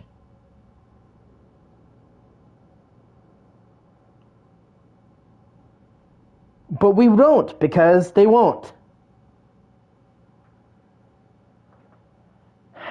And it's just sad, man. They've proven that when there's something that's passionate to them, that people can rally together, even for something dumb as shit. They can still coordinate, get together, and make a change. It's like if they just ever took that energy, took that focus, and focused on making the world a better place for fucking real, okay? It's like, circling back to the entire thing that this rant started from, and, I apologize, okay? It all comes from the same fucking place. Okay? Racism, sexism, bigotry, misogyny, all comes from the same fucking root cause. The fear of people who are different, okay? And that they use all these splinters, the politicians use all these splinters to keep us down. Okay? Because by doing that, they can hurt us, okay? Well, you're black over here, and he's white over here, and they're Asian over here, and that's gay over here, and straight over here. So we're all fucking divided and in different places, okay? Because if we ever came together as a society, and we just said, people are people, I'm a person, you're a person, your race doesn't matter, your sex doesn't matter, your sexual preference doesn't matter, your religious faith doesn't matter, we're all just fucking people, and they came together, there'd be nothing that can stand against them. And that's the thing.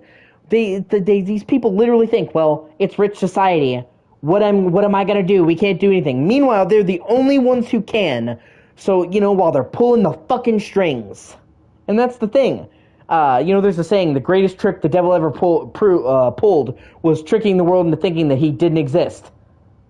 The greatest trick that these politicians fucking pulled was making us think that we are powerless and they hold all the cards. Okay, because I guarantee you, Jeff Bezos could spend all of his money on security, all of his money, okay? You get enough people together, by the end of the day, his head is going to be on a fucking pike. It may kill a bunch of people to do it, but it will fucking happen.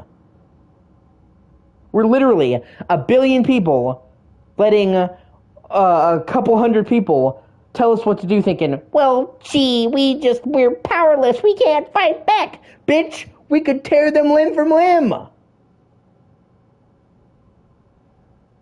That's what I'm saying, it's an illusion. All of these things that splinter our society are an illusion perpetuated by people to keep us separate, because when we are separate, we are controllable, we are docile, we are too busy fighting ourselves to fight them. Yeah. Impatient. It's not that he gave up on you, his friends, but that he could wait no more. I believe he tried to lift the curse. I too have questions, but I have no answers. Nor do I now have a husband.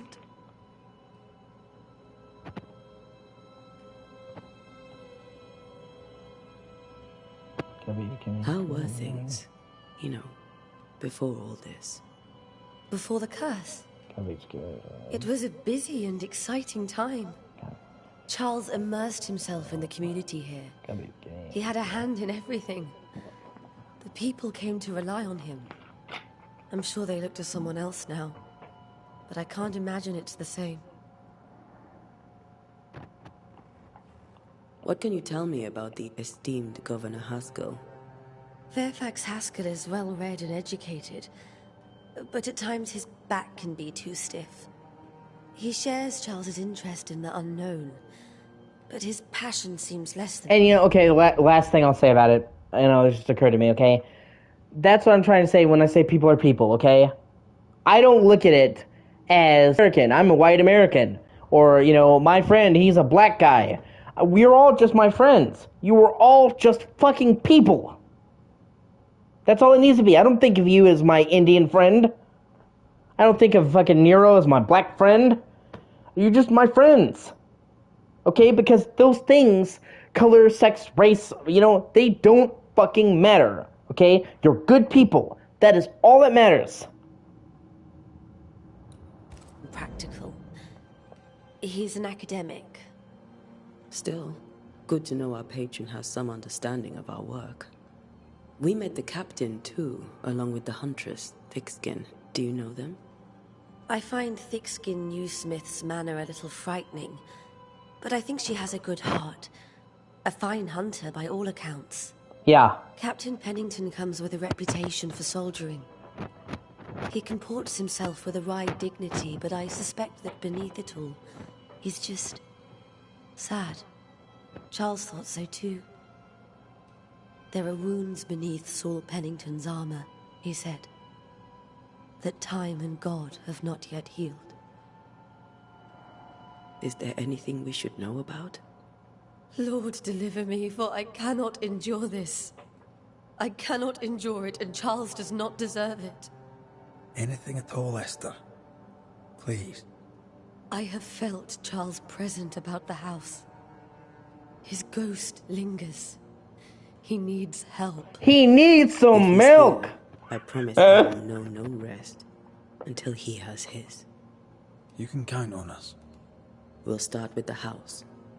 Charles's papers are gathered in his office. Take what you need. Thank you, Esther.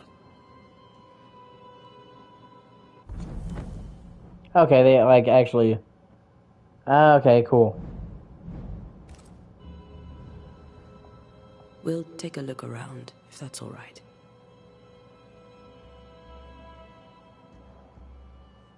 May I be of any help? You stay put. We'll find a way.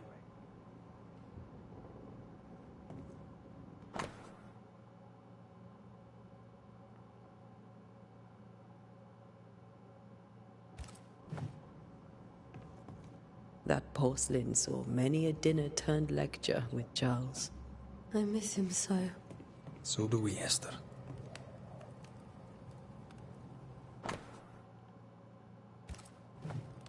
Purcell. Could you find nothing better? These days I lack the heart to play. Can't believe you brought your pianoforte to New England. It cost a fortune. But you cannot part a pianist from their beloved keys.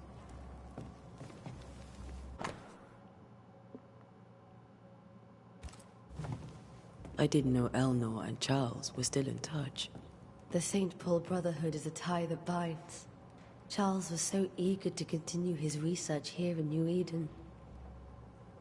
If only we had known what would befall us. Have you received other visitors? Most dare not leave their homes. Although Mr. Bachelor came to see me. That was nice of him. This is Charles's. It's like he never left. There's more to learn here.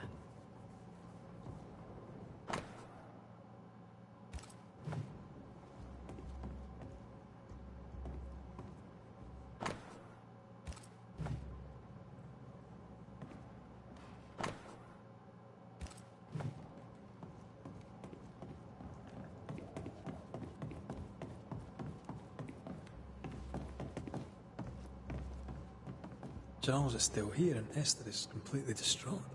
She lost him, and now he's back, a ghastly figure. It must be unbearable. Remember when he started to wear these to look wiser and older? He was hiding his hair loss. Faith always was his beacon in the darkness. In people as much as in God. He's a good man. I can still picture him crafting your very first Bane ring. You sound much more fond of the moment now than you were back then. Bit green for an actual haunting, you said.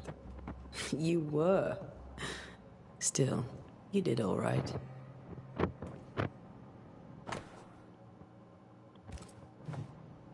That's from the set he taught me with. I'd know it anywhere. Did he keep it to remind him of his favourite? Or to remind him that he had yet to beat me.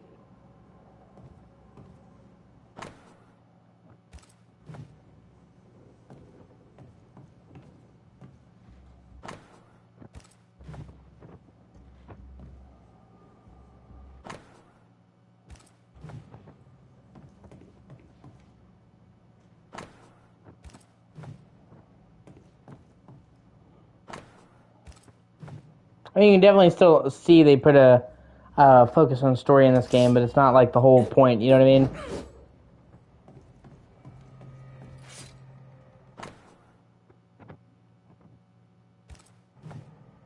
Charles's notes mention Job, chapter 7, verses 13 to 15.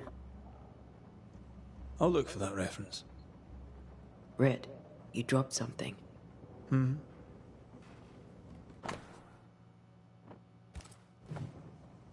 These notes are erratic ramblings. Charles was worried about the curse plaguing the settlers' dreams. How malicious is this curse, tormenting people in their beds?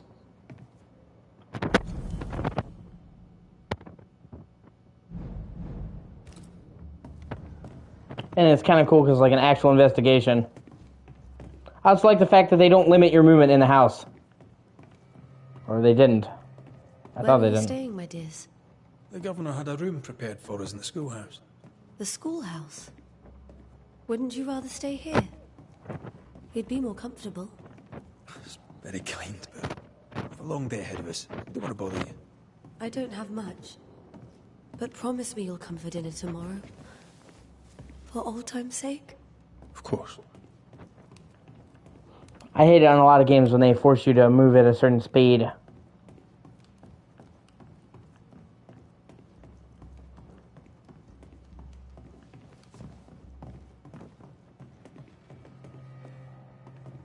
Yeah, the walk animation is kind of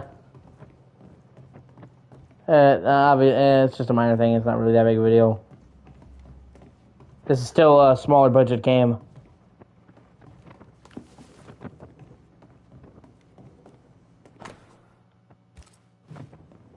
Charles always wore this brooch. His things are untouched. Nothing's moved. Remember how they used to argue about books we hadn't read? Like we weren't there? Oh, you actually Yeah. listened? Yeah, I agree. Let my mind wander.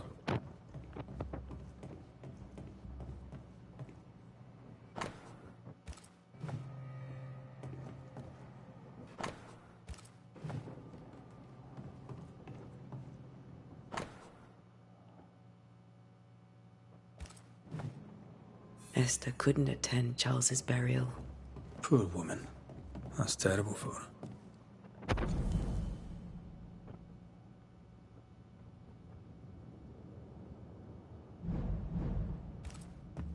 Esther never got to say farewell to Charles. I could have made him manifest. Now that we know why he might be back, we should go investigate the cemetery where he was found.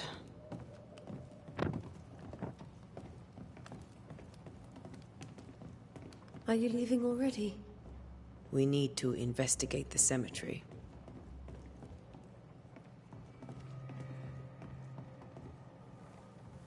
What will you do for my Charles?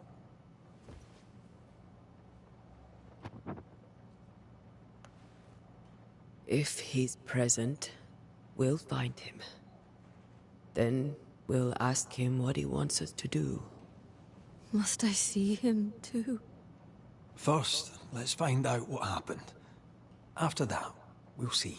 Best get started. Time may be against us.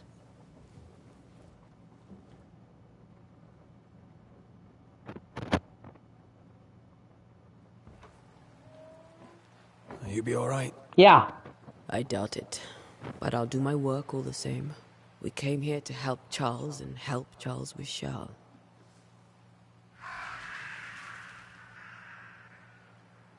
Ask around. See what people will tell you. I'll go to the cemetery and do the same.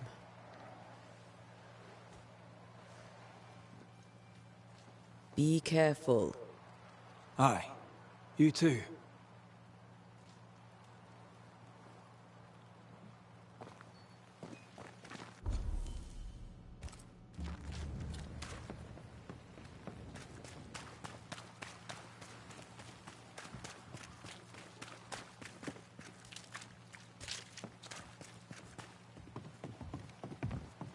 Kinda looks like they're actual shops.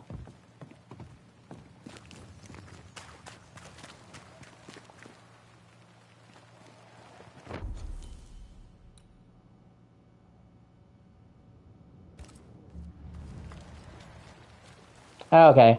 Be warned. I need but cry out, and help shall come in an instant. Calm you, sir. Antea Duarte, Minister Davenport's banisher.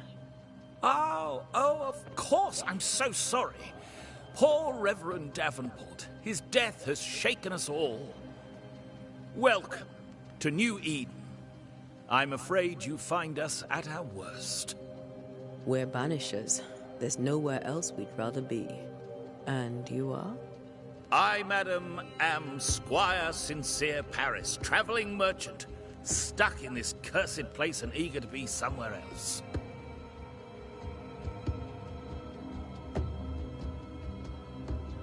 You're leaving town? As soon as possible. Did you arrive by sea? A ship lies at anchor in the bay. Perhaps a captain would take me and my wares to safety. Yeah. The crew refused to dock, and I suspect they'll leave on the next available tide. We rowed ourselves ashore. Might I ask where you abandoned this rowboat of yours? Along the coast, by a path remarkable for its angry specters and bloody corpses. If you wish to make the sailing, I hope your wares can swim. Tell me about the curse, if you will. Yeah, I hope so as well. Those who dare defy the curse are brave indeed, and I fear, foolish. His internet was terrible. Banishing is a job, sir. And to do it, I need detail. If you please. A banisher must have charms. Trinkets, I mean, of protection. If you have a surplus, I'd happily relieve you of your burden. What I need right now is information about the curse. What have you seen that might help me with my work? I've seen famine, madness, the shadow of early death. Weather, too. So much weather. I mean, I've seen it all before, but never all at once. Here, it's everything, everywhere, and all at the same time. Folks stay indoors, waiting to be told what to do. Waiting to die, really. Ghosts in the making, all of them. The nightmares. Do you get them too? Of course I do. Not everyone will admit it, but we all have bad dreams. Of what do you dream? Yeah, it's gotta suck. I dream someone watches me sleep. I sometimes fancy she's present when I'm awake. She never speaks, nor moves. She seems to wish me no harm. She just stands there, watching me, waiting, taking my measure.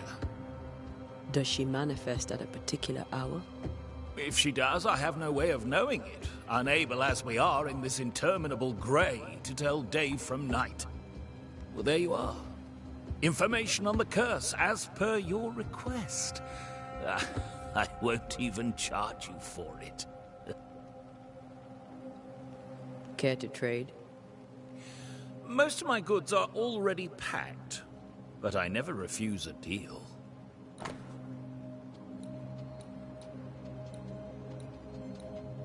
Okay.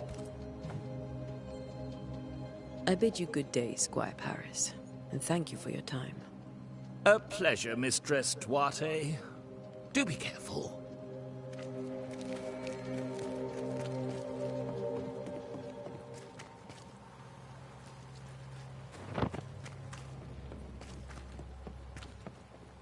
What the fuck is that? A wisp. So close to town. Where are you leading me? Nowhere good.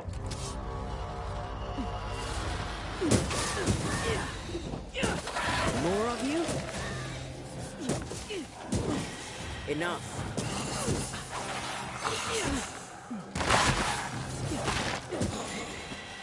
Okay, you can block and parry as well.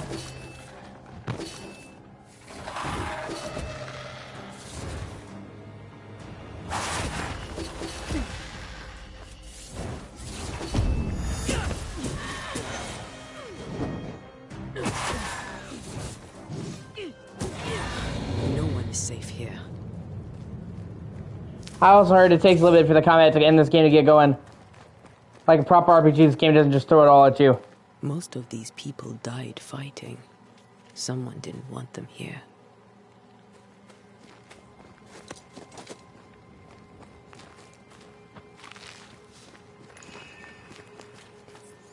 Well, not slowly.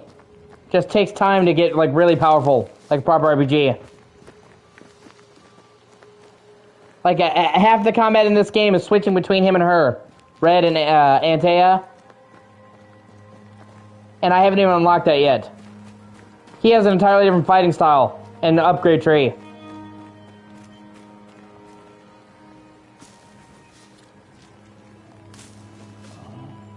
I've seen more graves here than I've met settlers.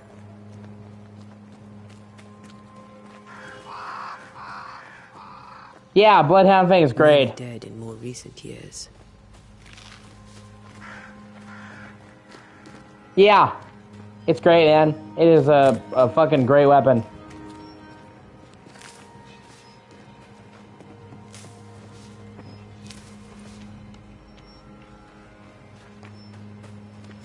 Yeah, well, I mean, it is a great sword. It's just, like, curved.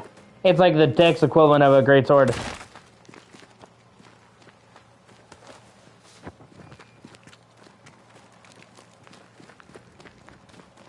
Yeah, like, the Bloodhound sword can literally carry you all the way through the game to the very end. You keep upgrading it.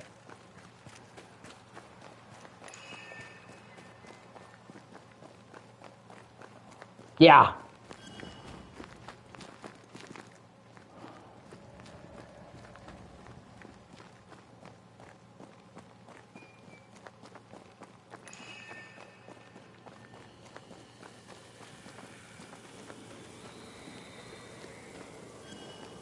A memory lingers here. I might be able to reveal it. Ah, the best summon in the game. One of them. Okay. What I picked up earlier should suffice.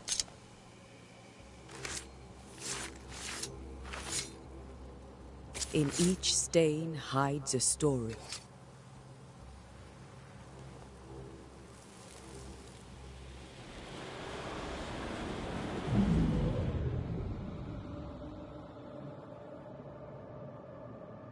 In the name of the Lord, I command you.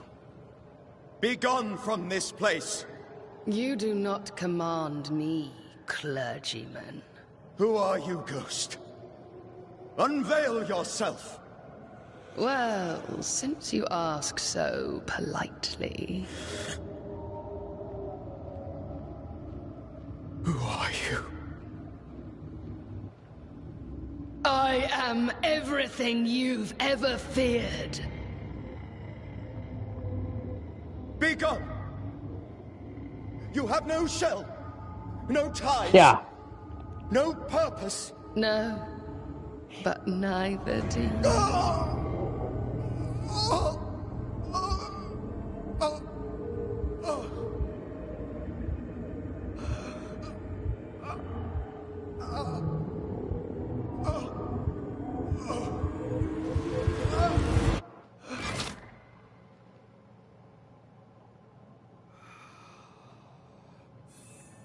Damn it.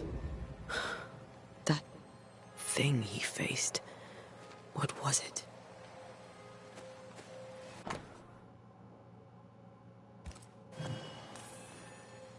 The tie that binds his ghost. With it, I can make him manifest.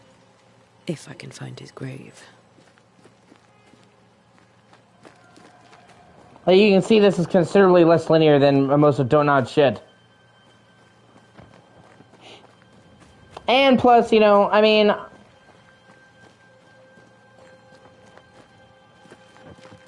One more day and we get into what?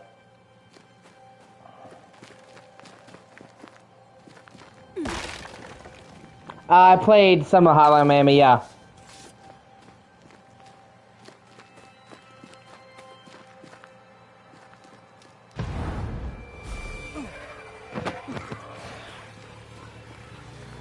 What the fuck?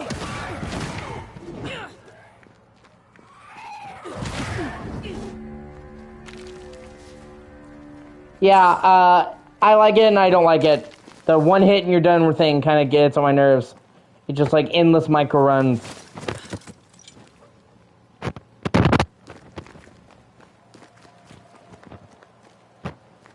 But I don't dislike it either, and it can be a lot of fun in the right situation.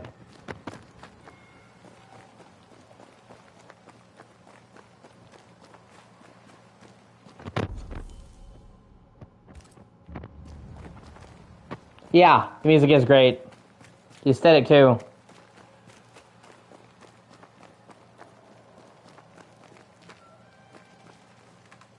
These tombs are more lavish. Charles's should be around here somewhere. Yeah, Guacamelee is really great. I agree.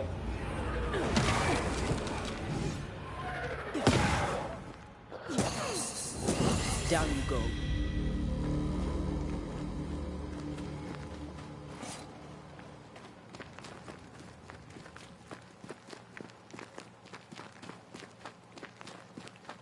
I have Guacamelee 1 and 2. They're both great.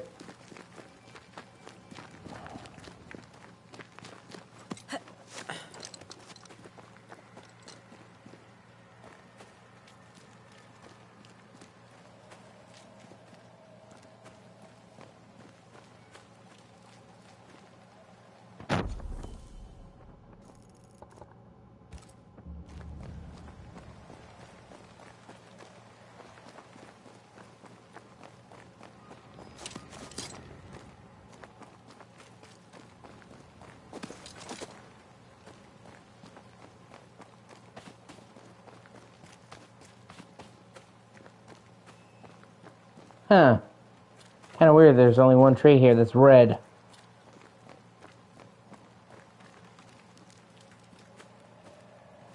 Here we go. Here you are.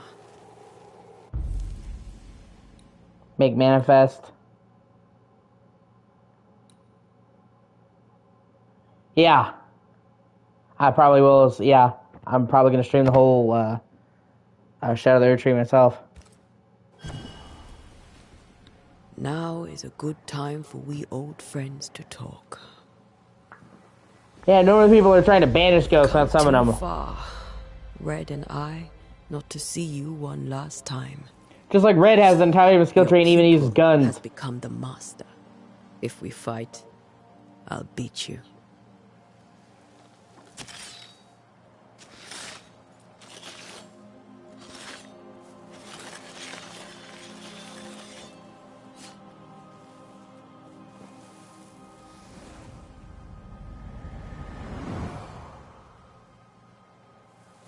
Come on, Charles. Join me now.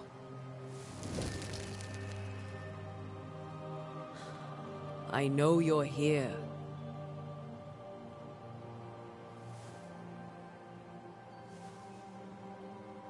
Yeah. Yeah, people are dumb. I know you're here. The bad star is a 5-pointed star. You know me, Ghost. I only wish to talk. Esther worries. Yeah, please forgive me. Hey, yo, Charles! Until God, please forgive me. here, at last. Poor Esther. I'm so sorry, my friend. So sorry for us all. What happened? What's going on here? Sad to say, dear friend. I made a mistake. And it cost me my life. Is Red with you? There is no time to waste.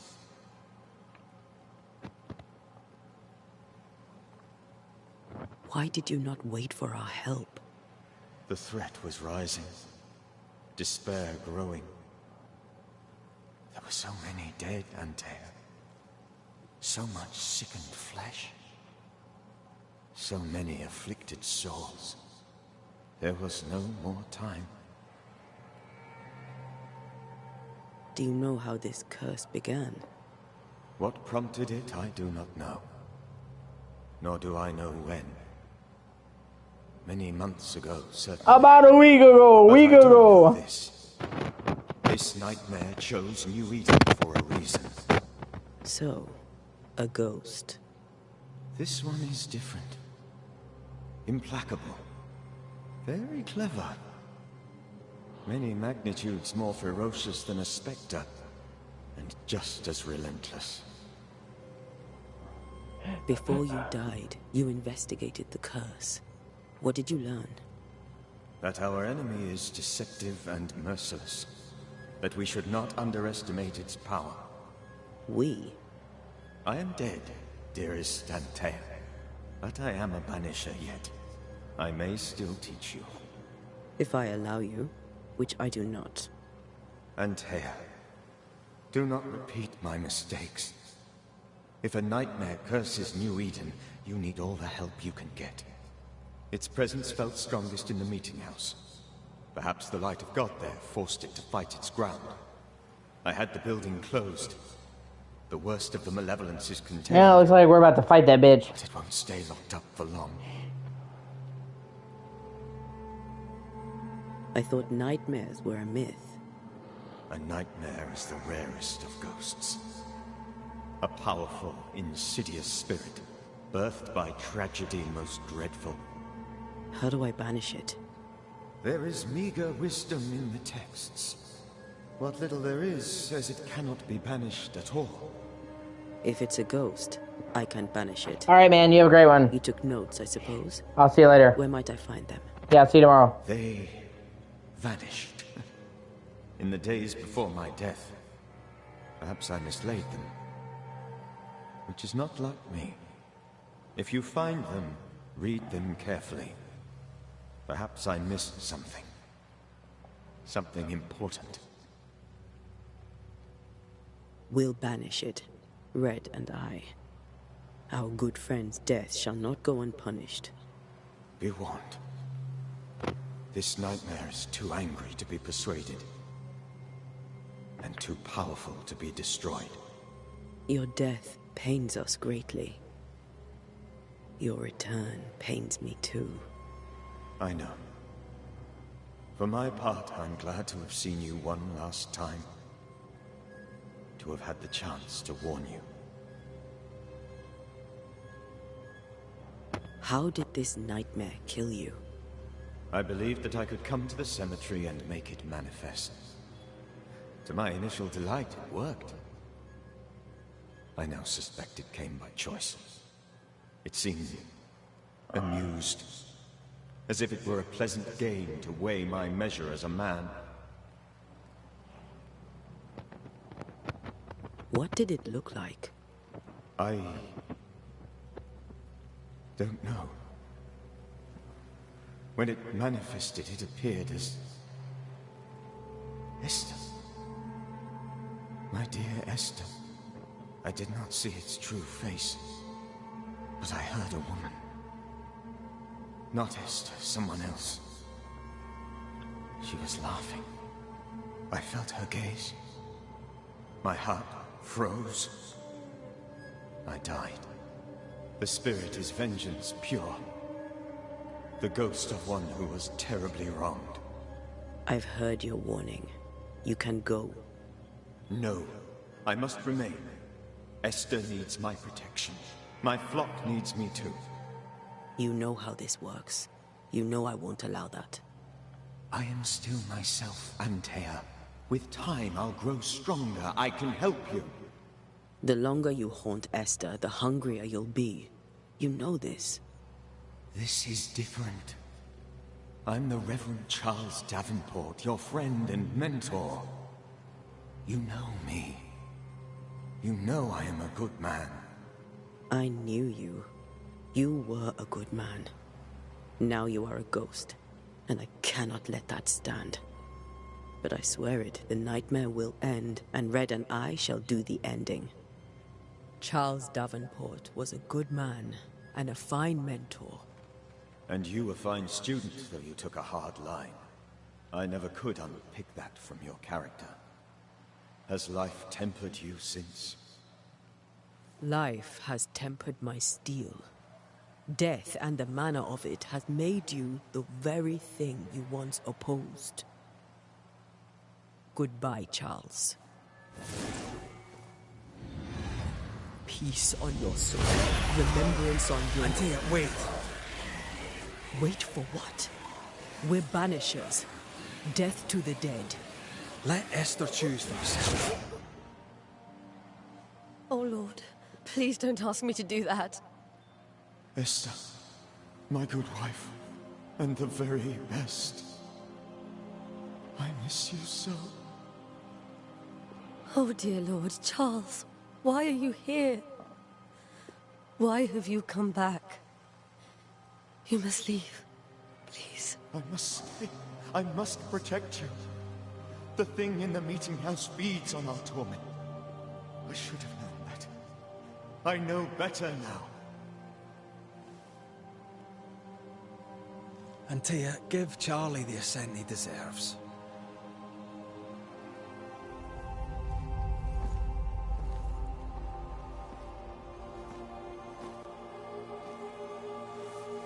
Charles Davenport, you have no reason to stay.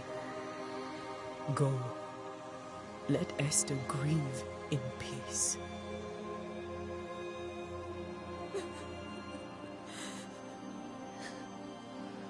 Save her, my friends. And save yourselves. Save them all.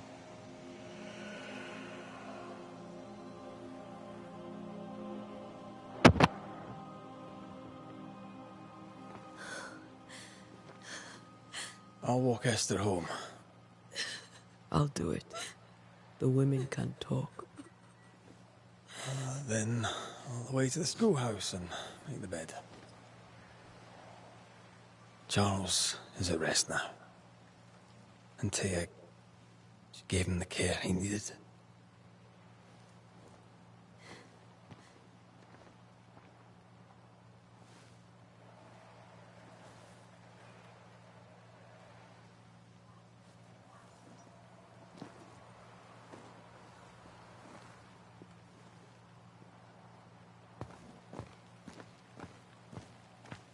My Charles. Where do you think he is now? He's... I don't know. I miss the warmth of his hands. His calm presence in our house. If I close my eyes, I can picture him. He's in a place where sunlight chases the snow away. It is warm and there is fresh milk. The sheets are cleaned and pressed and folded. Nothing can ever be the matter. You're right. He's at peace, and you deserve to rest.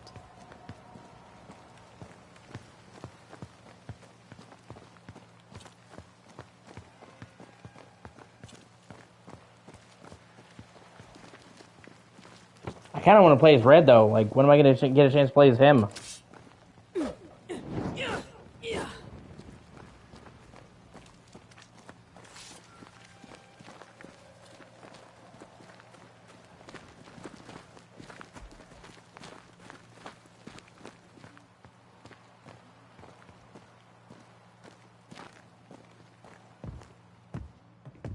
I'm sorry. I'll miss him dearly. Tomorrow, we'll continue investigating the curse. Good night, Esther. I am glad you are here. Both of you. We need you.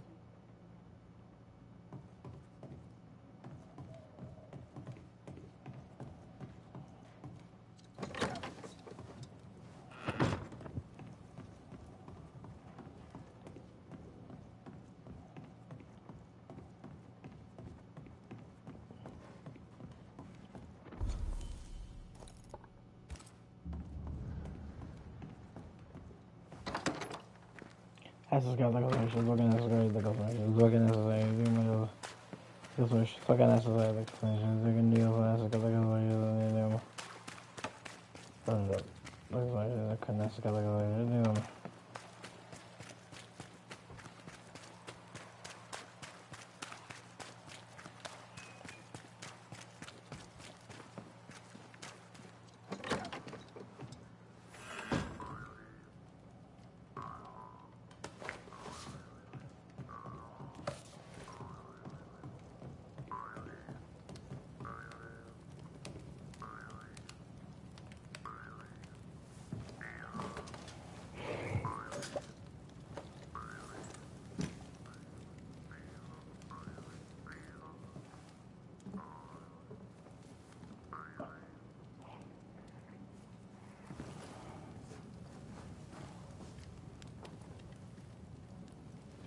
We did the right thing. Charles was our friend.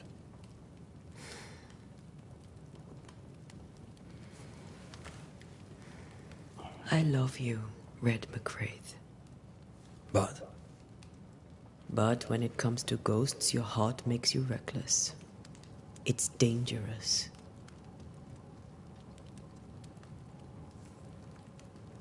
Were you really about to banish Charles?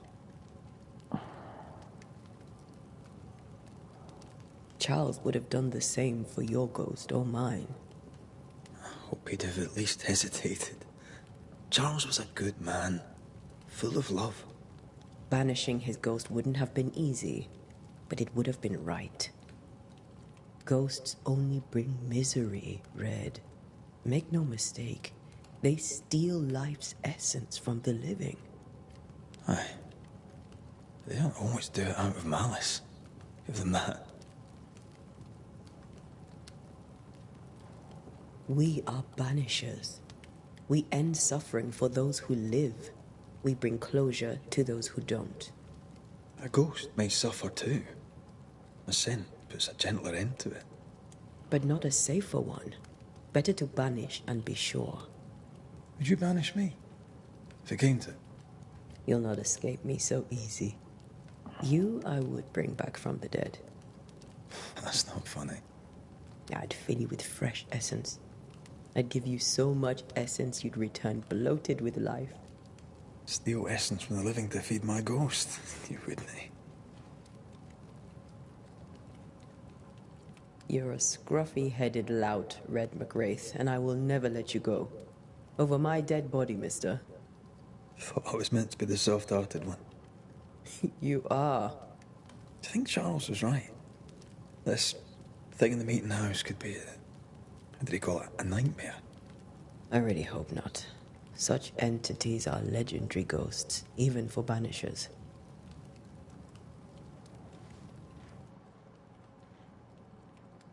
We'll see tomorrow.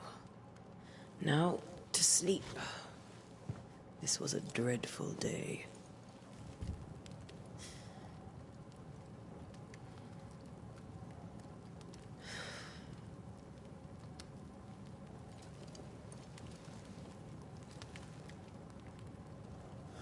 Poor Charles. Poor Esther. Aye, poor Esther.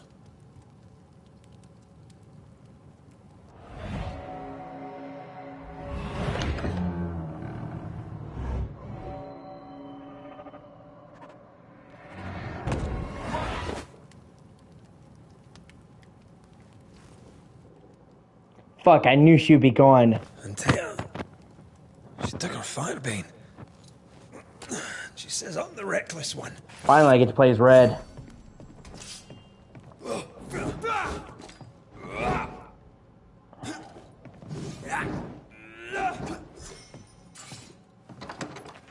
Where are you? You're hardly in the meeting house, are you? Fuck, that's cool.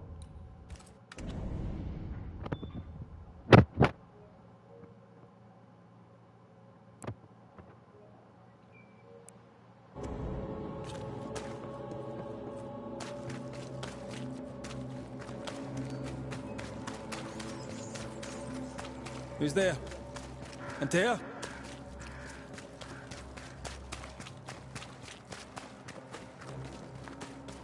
Why would you go up there alone? Open. Antea!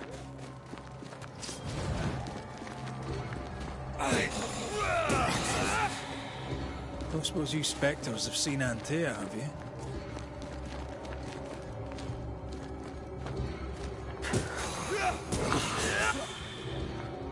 You're the boss and all, but you could have included me.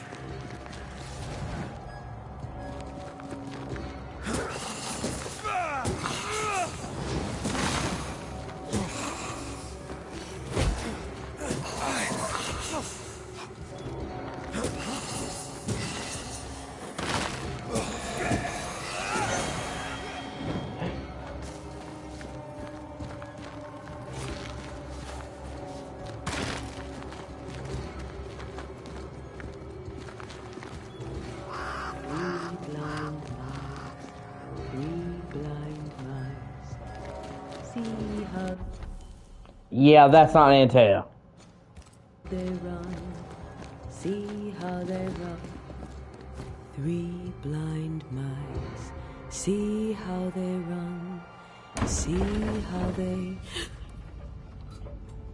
That's the ghost, bro. Same thing, she said she came to Charles as his love, too.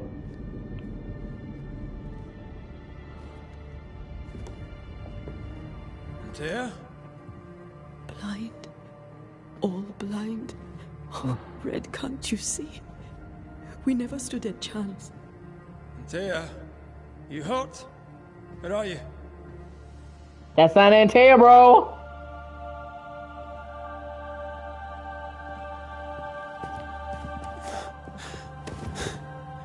I'm here, my love. What happened?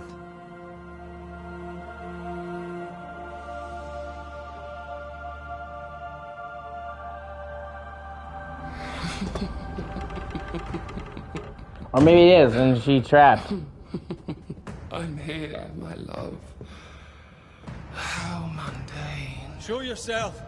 God came to the man in a dream and said, "Behold, thou art dead." But the man had done nothing wrong and said, Lord, wilt thou also slay the righteous? What?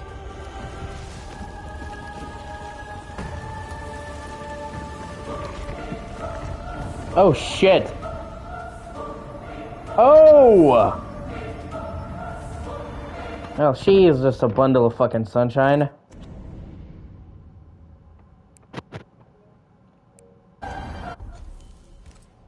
"Will you slay the righteous?" Be not alarmed. I bring you aid. There is no aid.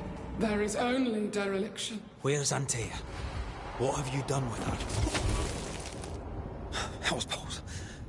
Lady, if you hurt her... You cling to love, a fool to the last. There is no love. There is only defilement. No.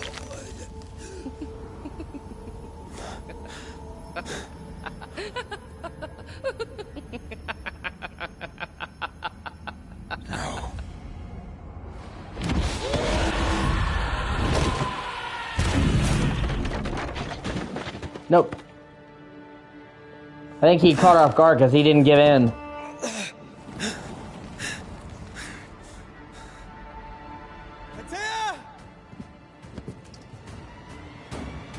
Alright, fucker, let's go. Betrayer! I believe you failed! Again! We want to help. Oh shit.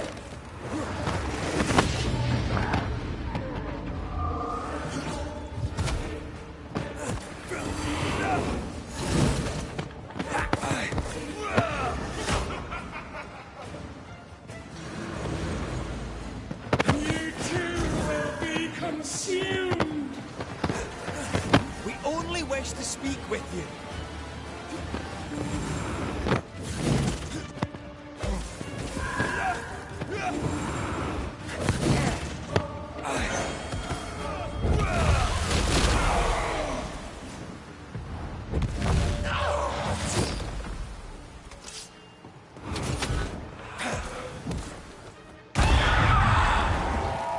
Oh shit. Oh fuck.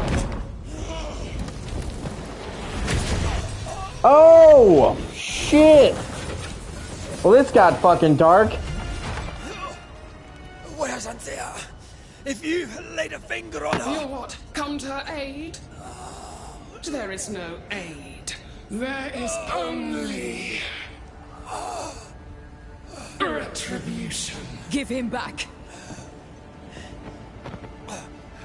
How touching. You come to claim your man. You think you love him. You didn't. Man, I have to say, I kind of really like the way she looks, though. Like, they actually did a great job of making the ghost look fucking evil. There, in the dark of your marrow, there is no love. Only betrayal. I offer you a trade. He stays and you leave with your life. I'll bargain with no ghost. You have a brain, yet you think with your idiot heart. You're weak. Oh, what the fuck? Yep, I guess that's how she dies.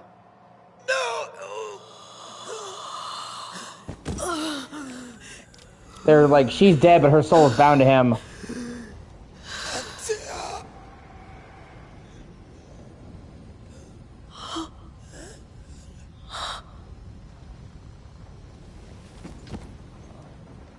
Well, bitch, now you fucked up. Now you have fucked up.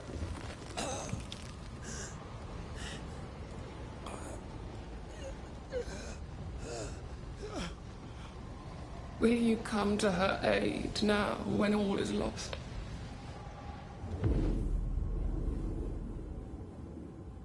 Wow.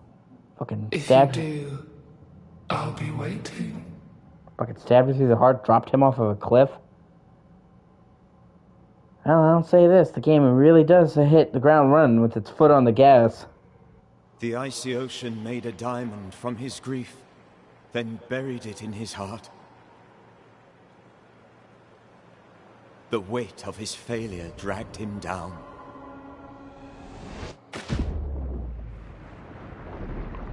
Outside time, drowning in the gloom, he spoke her name.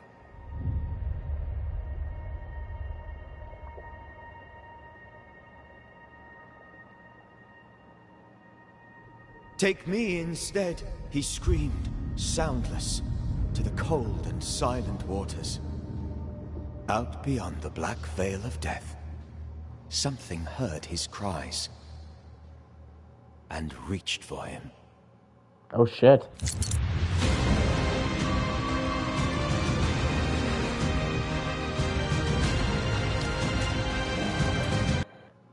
Oh, god damn it.